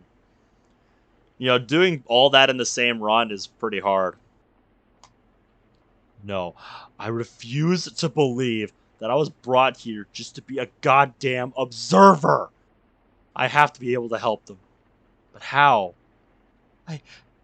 What should we do about this weekend? Her question penetrates my ever fearful and darkening thoughts. Oh, working with the girls. Sorry, I know that's not something high on our priority list, but No, that's a good idea. I had a thought about that. We're just gonna work with all of you. Now hear me out. We can all do this on 1 or 2 days. Instead of splitting up the responsibilities, we do everything as a team. That way you and Miji and I can keep an eye on Sayori and the other girls. and you can keep an eye on me, right? Hmm. I admit, when I came up with this plan, that was my initial thought process. Yeah. You've been earning my trust over this week. You're the only one with access to the powers of the president. If anything, I want your help. I know that sounds like I'm using you, but I can never think of doing that to you, especially after what I saw in the original game. I understand. Thank you. No problem. Now, I think it's time for you to make that announcement. Ah, all right. All right, I'm gonna pause for a second because I need to do something quick.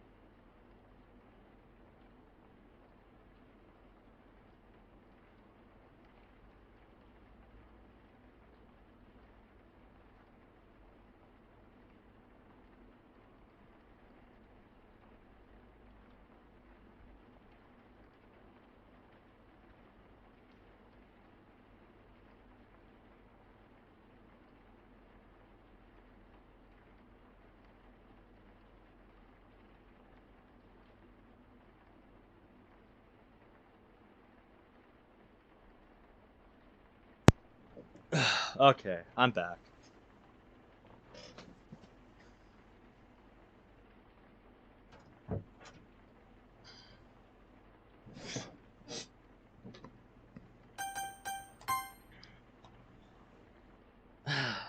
Where were you two? Making kissy faces at each other? Not at all. I say that with a confidence I don't feel. So, Monica? Right. Okay, you five. We're all done sharing poems, right? Why don't we start figuring out... Hold on a second. Is it just me or did you say something strange just now? Eh? That's right. Sayori's not normally here, so she'd normally say, okay, you three.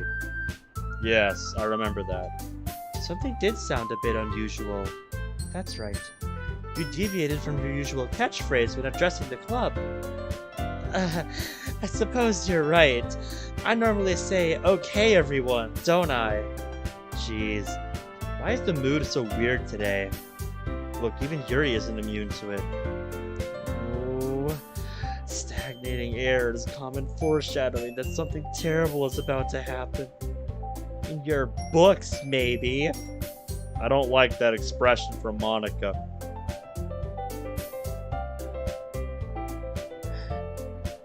Look, the only thing different is that we're at Sayori's house instead of the club room.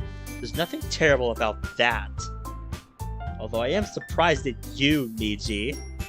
Of all the times for you to be a friend, you picked this time not to stay home with her? So much for you being all lovey-dovey. It's not his or Ben's fault. I just need alone time sometimes. I would have stayed if you wanted. Miji and I both would have. Damn straight! Took the words right out of my mouth. Thanks, you two. But enough about me. Monica? Yes? You okay? You've been acting strangely over the past few days. Hey, nice. I mean, I guess being kicked out of your house would be a good excuse. But I think you've got more on your mind than that. Yeah, I've noticed that too. You okay, Prez? I'm fine, everyone. Just a bit preoccupied with the festival is all. Well, okay then. If you're sure. I'm sure, Sayori. But speaking of that, we need to figure out the rest of the festival preparations. And Ben actually had a great idea for that. You're up. Classic past the buck planning. Wait, for real? I suddenly feel nervous as all four of these beautiful girls stare at me. Seriously? You picked now to act nervous? Man up! I hate that phrase so much. In this case. Okay, everyone. I think in order for this to go off without a hitch, we need two things. First, we're going to need something that brings potential new members into the performance. Second, we're going to need something that keeps their attention while they're there. So here's what I'm thinking. First off, Sayori? Yes? That poster you showed us was very cool. I think your talents would be best used in designing pamphlets and posters in order to draw people in. Of course. I'll be helping you with that. I'll be printing and assembling the pamphlets. Perfect. Next, Natsuki. Hmm? You're the best baker out of all of us. Can you make some kind of confection like cupcakes or brownies or something? You bet I could. Great. Last but very certainly not least, Yuri. Eh? I'm useless. No, you're not, Yuri. Agreed. You're far from useless. What I think you'd be best at is utilizing your skills and brilliant mind to set the mood for the poem sharing. Something warm and inviting. Set the atmosphere. Use that beautiful handwriting of yours to make some banners and decorations. Atmosphere? About that. love atmosphere. Yeah. Who doesn't? We needed to live, after all. And with that terrible joke, the bad mood starts to evaporate as the girls giggle. You did the thing! You did a good job, man. Hell yeah, they are. Hell yeah, they are, Goose. We done good. And what about you, big idea man? You're not gonna skip out, are you? If so, no cupcakes for you. No! You've discovered my one and only weakness! I clutch my chest in fake supplication as I fall to my knees. Anything but that, my lady! Anything but that!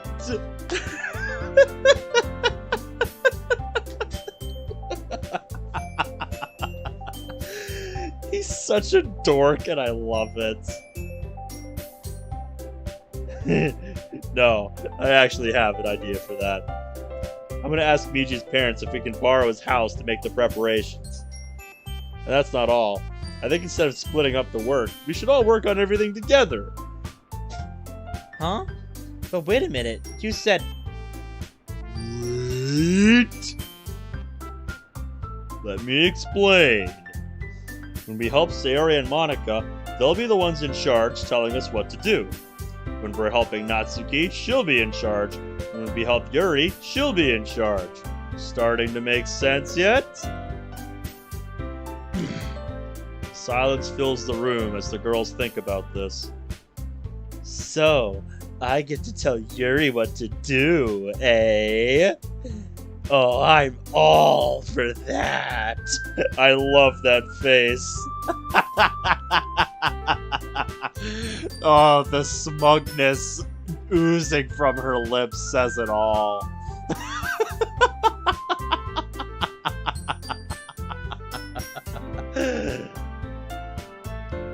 She rubs her hands together gleefully.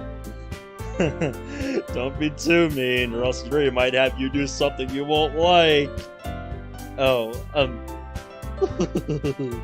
no need to worry, Natsuki. I won't be that cruel. Good. So when do we want to meet? Saturday or Sunday? Or should we spread them apart to 2 days? 2 days, I think. I'm caught a bit off guard by Sayori's quick decision. Alright, Madam Vice Prez, what's your idea? Why don't we do Natsuki's cupcakes on Sunday? That seems like an all-day project. You've no idea. That means tomorrow we can do everything else. Does that sound good to you, Monica?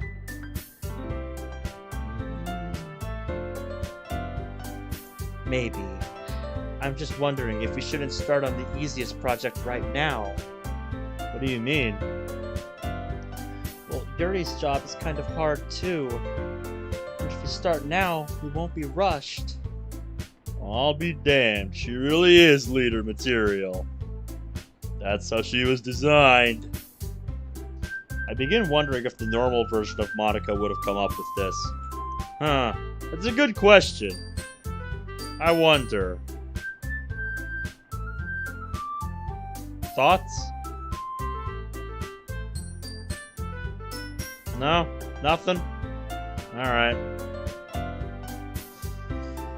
Well, if we do that, I'd be more useless. I'm not very capable with computers. I don't have a computer.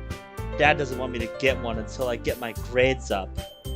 Besides, I have to be home at a certain time. Don't worry, Monica. Don't worry. Monica and I can design the posters and pamphlets, no problem. All you need to do is assemble the pamphlets. By the way, how many should we make? It's now I realize I don't know how many students are in the school. I'd say, what, 100 or so? But we have around 1,000 in our school. 1,000 students! Jesus Christ, I know that building looked big, but Jesus Christ, I did not expect a number that big. Holy shit! Damn, this is a bigger job than I thought. Agreed. Okay, so maybe more than that. A couple hundred or so? A couple dozen posters for the hallways? Yeah! I think that'll work fine. There's about 15 corridors in the school, plus the 5 poster boards that other clubs used to post. 35. 2 posters for each corridor and 5 for the poster boards. You know what? You're right, Monica. 3 days seems perfect. We can start tonight, but I think we should go shopping first. What for? All our supplies. Sir, do you have a printer? Yeah, but it's out of ink. Oh, that's the worst. Printers suck. Well, there we go. Yuri, Natsuki, do you mind staying over while we work on all this? I don't mind. I don't know if I can. My dad doesn't like it when I make plans like that without telling him. Want me to talk to him? Are you sure? I'm sure. Oh, okay. Let's go to another room. Monica and Natsuki headed to the hallway. I'm guessing she doesn't want Monica to get yelled at by her dad in front of everyone else. Is her dad really that bad? I think at the moment he's just strict and maybe a bit overprotective of her. But in the second act of the original game, it's implied he's abusive. I can't hear the words, but I can hear Natsuki's hesitant tone and not Monica's own confident, reassuring tone. Guys, I'm worried about Natsuki. Worried? Why? Her dad sounds like a big meanie. Wow, yeah, that was quick. Just like that. Wow. Like we said earlier, perceptive little bun. As I think about it, I remember that Sayori always seemed to be the one who picked up easily on how others were feeling. Sayori, I don't think it's our place to judge whether or not anyone is good or bad. Yes, indeed she is. We don't know the whole story. Yeah, I guess, but still. I walk over and put a hand on her shoulder. All we can do is be a friend to her, make her feel cared for. If she's willing to share, let's be there to listen, okay? Well, alright. We're back. That was quick. How'd it go? I did my best to explain.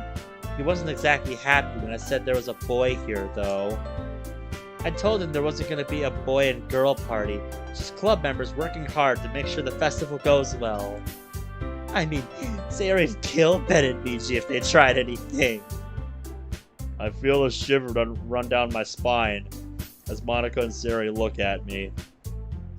Yeah, I bet. Oh, Jesus. That look Monica's got is, I wouldn't mind if you tried anything with me, doesn't it? Yep, those fucking eyes, dude. God.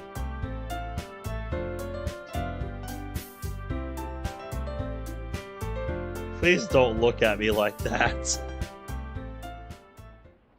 She's really a hardcore flirt.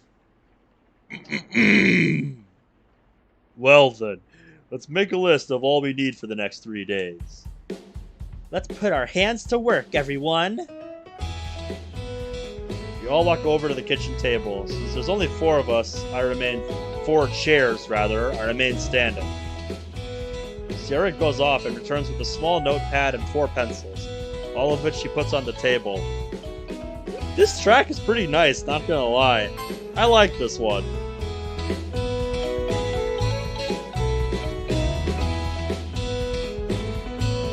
Let's go, dude! There you go.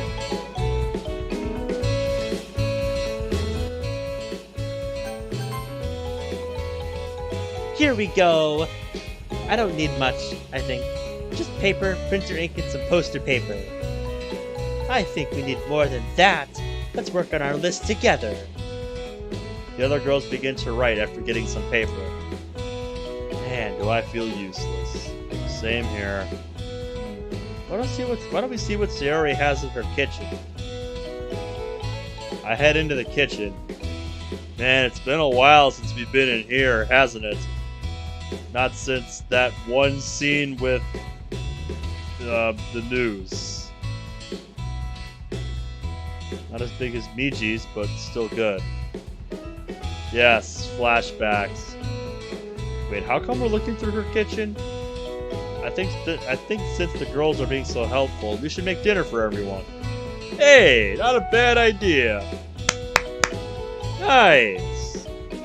But can you cook in their kitchen? Why not mine? I know what we have. Maybe.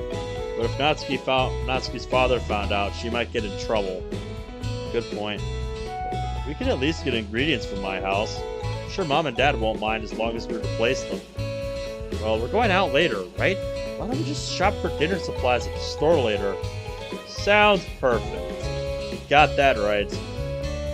Hey, Sayori? Do you mind if I borrow your kitchen to make dinner for everyone? Since you're all working so hard, it's only fitting that I do something. Dinner?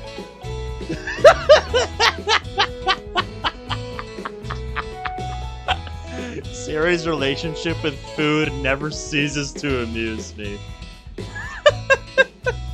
God damn it, dude. Wait, didn't we have to go out to get supplies? I can shop for dinner supplies while we're at the store. Do you think your parents would mind if I used your kitchen to make the food for tonight? Not at all. I mean, they probably trust Miji in the kitchen more than me. Hey, well, since it's a bit late already, I'll make something simple. Maybe vegetarian pasta or something. Vegetarian? Aw, that sucks. I love meatballs. Hey, there's no need to go to all that trouble on my account. Tell you what, I'll make 2 batches. One of normal pasta with sauce and meatballs, and a smaller batch of veggie pasta for me and Monica. No matter what, you don't like leaving Monica out, it seems. You sure you don't love her? I choose not to dignify that with a response, you cheeky bastard. Yeah, keep saying that, lover boy. Wink, wink, nudge, nudge. Satisfied with this response, the girls go back to their lists. I walk back to Sayori's kitchen and look through the cupboards. I grab a few pots and pans and set up the kitchen for food prep. When I have what I want, I pull out Miji's wallet, which is still stuffed with cash. Your wallet's gonna take a beating today. You sure about this? Like I said before, if it helps, I don't mind. I'd rather live than have this money. If you're sure? Yes, I'm sure. I look back out at the dining room and see Natsuki tapping her foot impatiently. Monica and Sayori are just finishing up. Yuri seems to be having trouble, though. She's biting the pencil in her hand absent-mindedly. Hurry up! I'm sorry, I was spacing out again, wasn't I? Ooh. Don't worry, it's not that late yet. Hey, Sayori, when does the nearest supermarket close? 9 or 10? I'm not sure. It's in the nearby shopping center. 10:30. Miji just said it's 10:30. Oh, we have plenty of time, but I also don't want everyone up super late. Yuri, is there anything you're stuck on? Yes, but I think I have enough on my list. She puts her pencil down, then looks at the tip. Ah! Sayori, I'm so sorry. I didn't mean... Dear, don't worry about it. It's alright. No shopping adventure awaits us. Just let me go change. She giggles and heads upstairs. So ladies, can I see your lists? Natsuki hands me her list.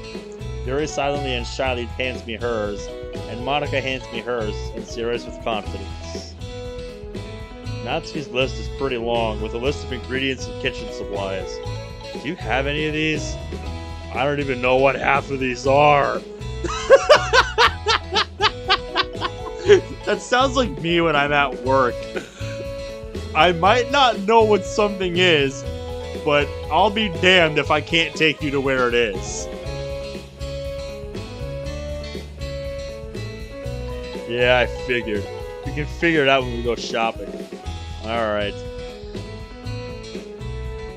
Yeah, fortunately, I don't have to deal with those kind of people all that much, because I work as a stock boy, so the only people that really talk to me are the people who don't know where things are, so... Monica and Sayori's list is the shortest. All that's on there are different types of paper, poster board, and ink cartridges. Yours is a bit shorter than Natsuki's and has different types of papers, as well as paints and other artistic supplies. I think the nearest shopping center has a superstore with all these things. All of the things I recognize, anyway. Superstore, huh? Good. Less time store hopping, the better. Ready! She comes down smiling happily. Hey, it's her hoodie! Nothing like some good old shopping therapy, especially on a day like today. How true.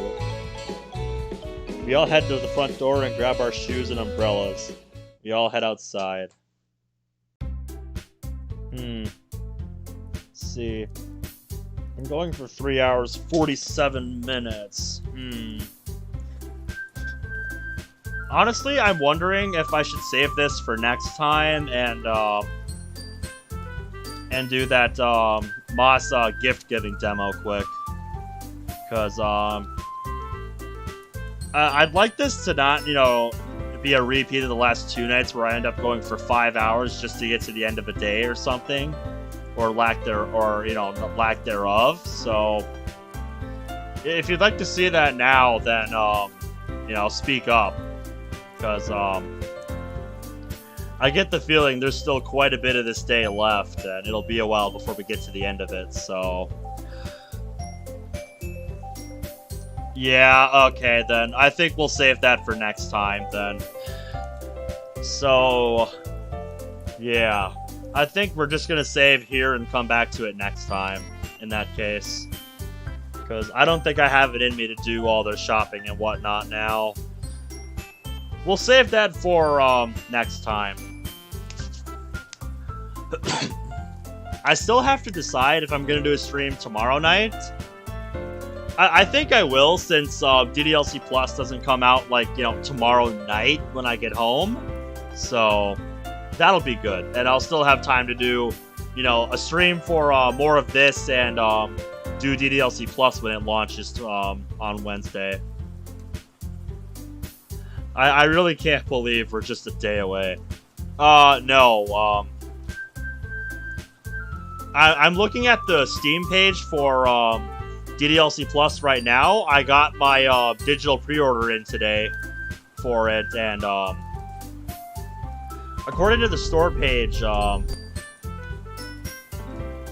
the game isn't available to download for 32 hours and 7 minutes, which I approximated to about 1 p.m. Central Standard Time, so you can convert that to wherever you're at.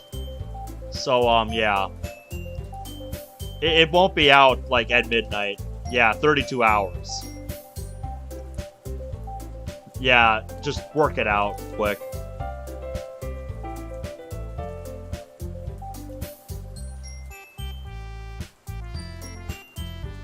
So yeah, that's where we're gonna end the next episode of Doki Doki World of Dreams here. I know it's been a bit shorter than the other ones. Yeah, for me it's 1 in the afternoon. But yeah. If you're just here for DDLC World of Dreams, thank you guys for watching. Thanks for sticking around for the series. I know this has been quite the hell of a long mod, and I imagine there's still quite a bit to go with all the festival prep and stuff, but we'll get to that next time. So yeah, thanks for watching. Thanks for coming by the stream, everyone who came by.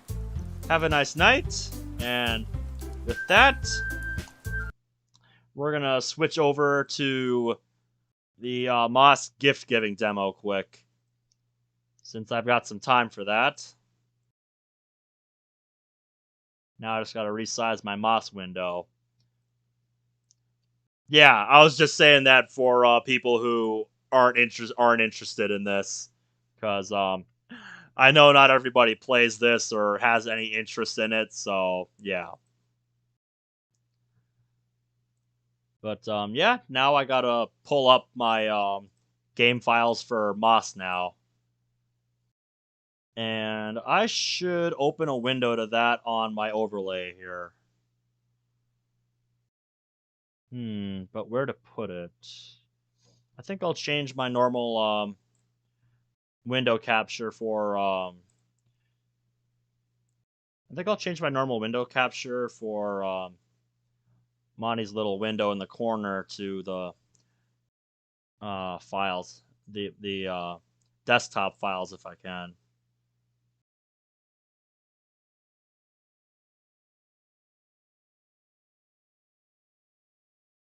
Hmm, doesn't show up on my Windows, so hmm.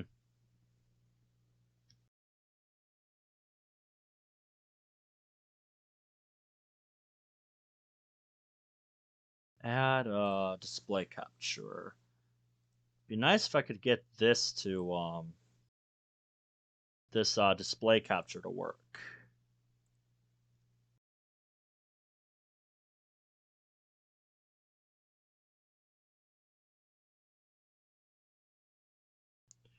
Here, what happens if I turn off all my window captures? Would that work? I don't know why my display capture just never wants to work. Because I know it used to work before, but now it just never wants to work, which is really frustrating because that's the kind of view I'd rather have for this.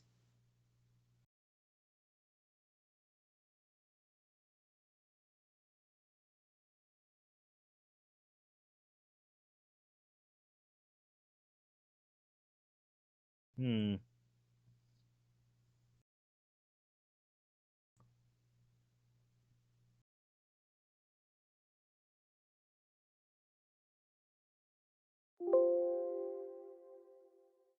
Here.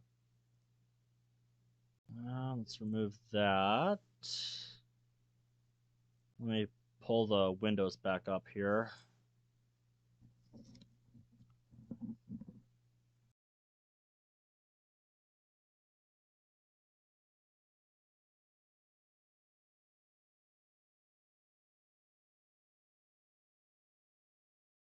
No, I can't just have that open to that, so that's not what I'm looking for. Yes, I. Are you amused watching me struggle to figure this out, hon? Fuck, for fuck's sake. Why can't this just work the way I want it to, man?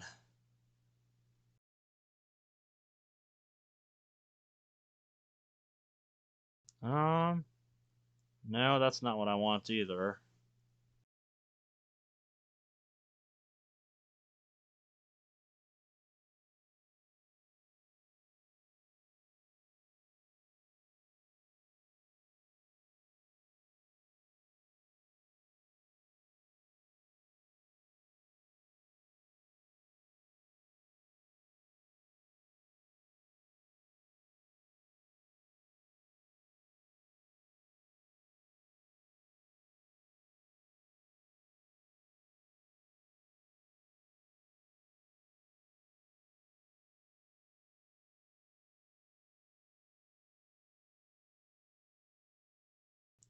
Yeah, it's just I'd like to if I could, but it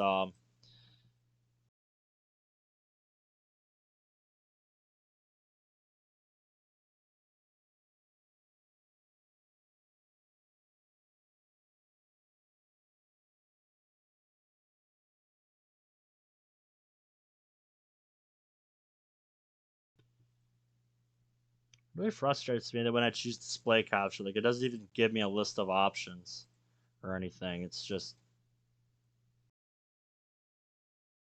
just it doesn't display anything at all.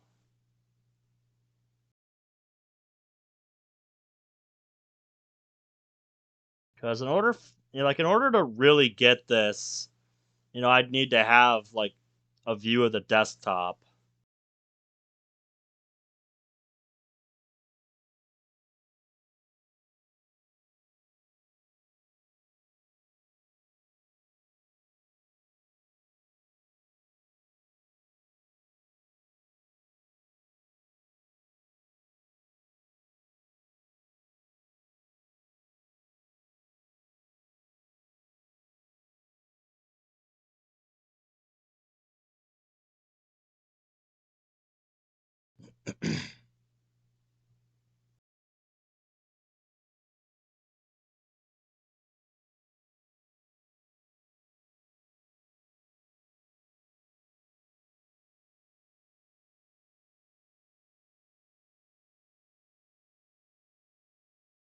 Yeah, nothing in the settings really jumps out at me for making this work the way I want to. So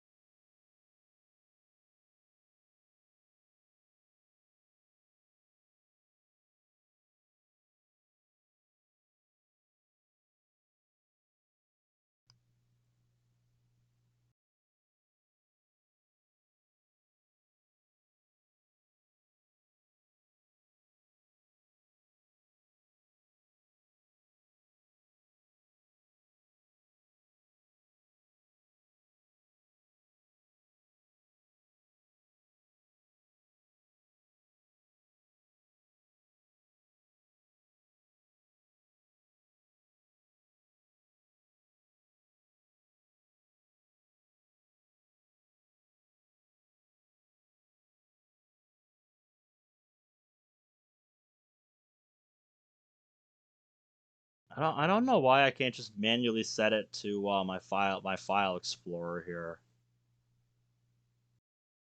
'Cause I really do need to have that in order to make the have that in order to make this easier to understand visually.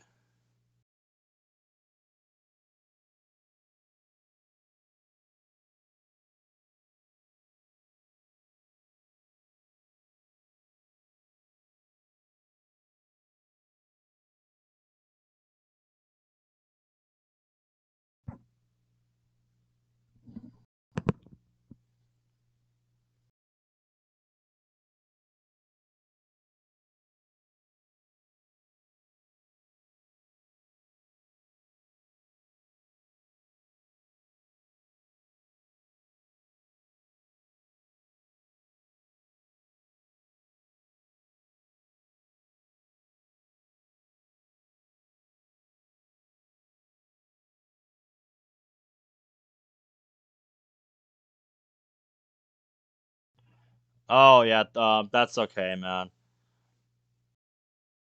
And in that case, it might be something I'll make a tutorial video on sometime. Because back when I did back when I was on DDLC, I made a blog that went pretty in depth about it. So maybe I could link you that, but I would have loved to do it on here.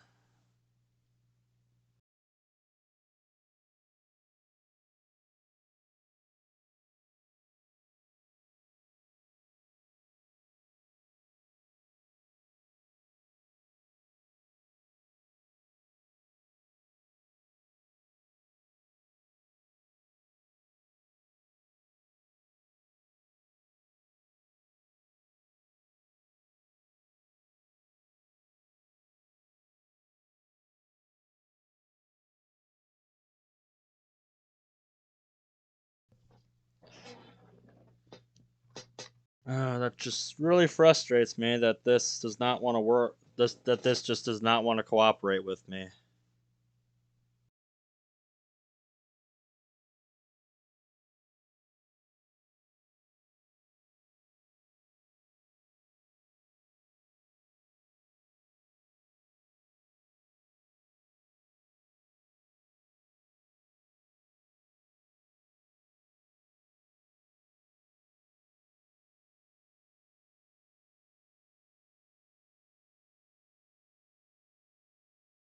Oh, hi Germany. How's it going?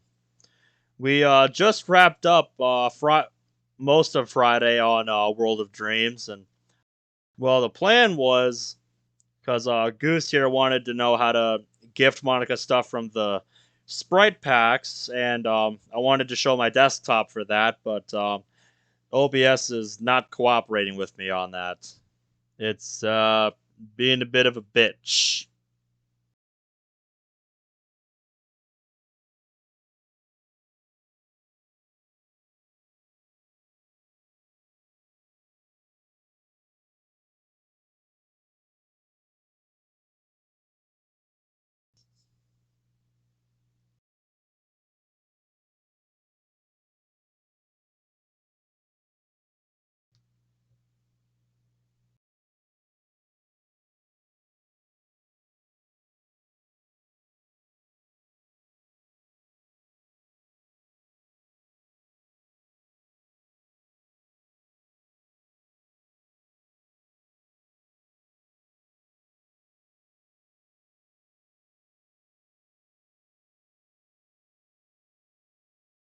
Uh huh.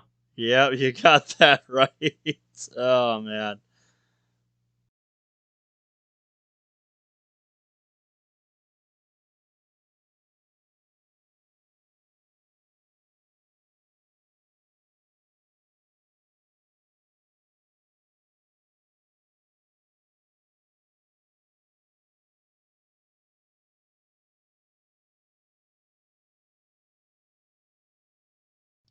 Jeez, that's terrifying, dude.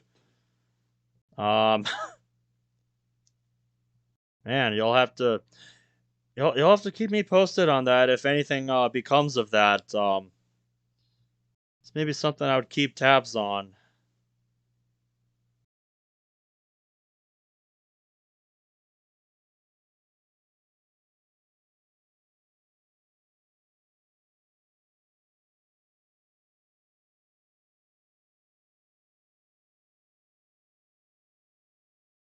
Okay, that's good. But yeah, that's honestly a kind of a creepy situation. I gotta say.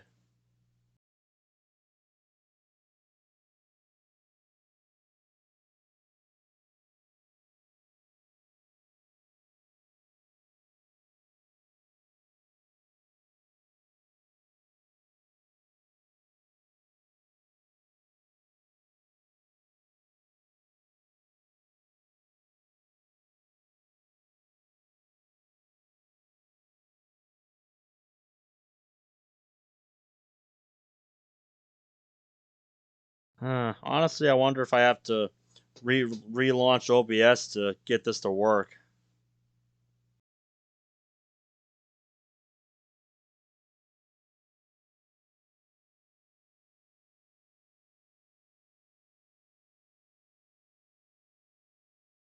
That's no, I don't think that's ever been a thing in Moss, as far as I know.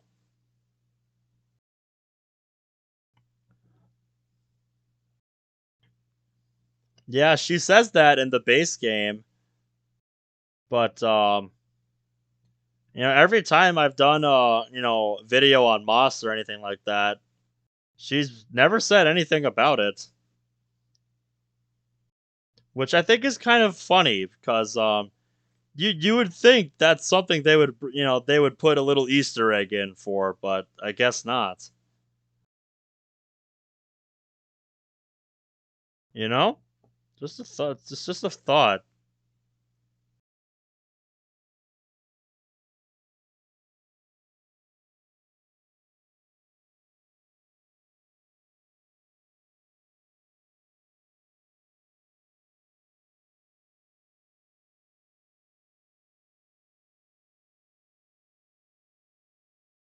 I don't need a second chat view. What are my thoughts on World of Dreams so far? I'm really enjoying the full release of this mod, of the first act of this mod so far.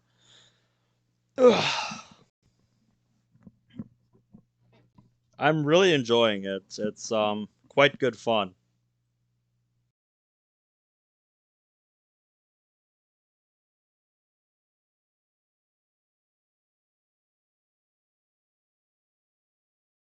Oh yeah, I know it's good.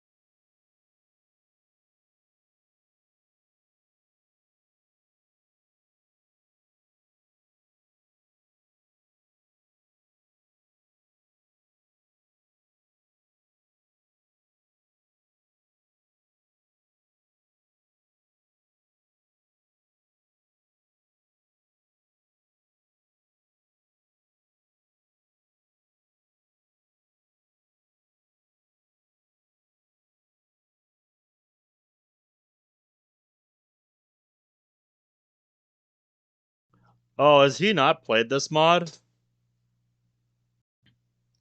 Huh, wonder why that is. It's actually a good question. Why wouldn't he?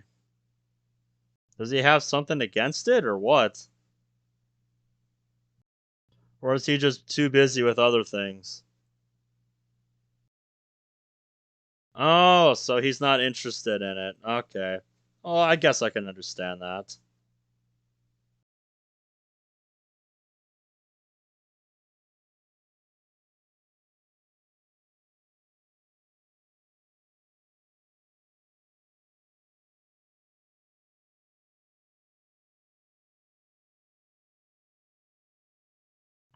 Yeah, to each their own, I'll say, but yeah, that is kind of a shame on his part. Just because this is quite a good mod. Yeah, sorry I couldn't get what I wanted to work, Goose. So yeah, I guess I could have just ended it right when I closed the World of Dreams mod. Oh well. Well, have a good night, man. Think I'll I think I'll end it here and see if I can figure this out, and then maybe make a short video on it. Because it's been a while since I've done just a good old video. Have a good night, man. Yep, technically.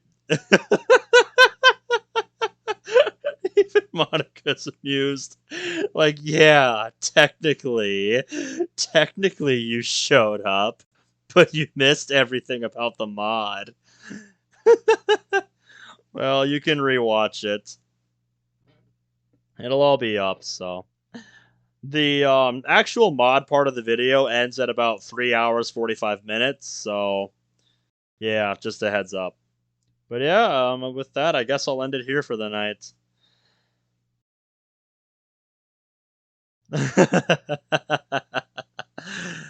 You better. Have a good night, man. Sorry you had to come by so late when we were basically done, but um I'll be doing more of this tomorrow night. And then as soon as DDLC Plus drops tomorrow afternoon, I'll be streaming that too. So yeah, big day coming up on Wednesday. I'm excited. So yeah, it's gonna be a big day tomorrow. I'm excited. So yeah, hope to see you there, man. Both for the pre-release party, I guess you could say. I don't fucking know. And then for the actual release. Just do your best, man. Have a good night.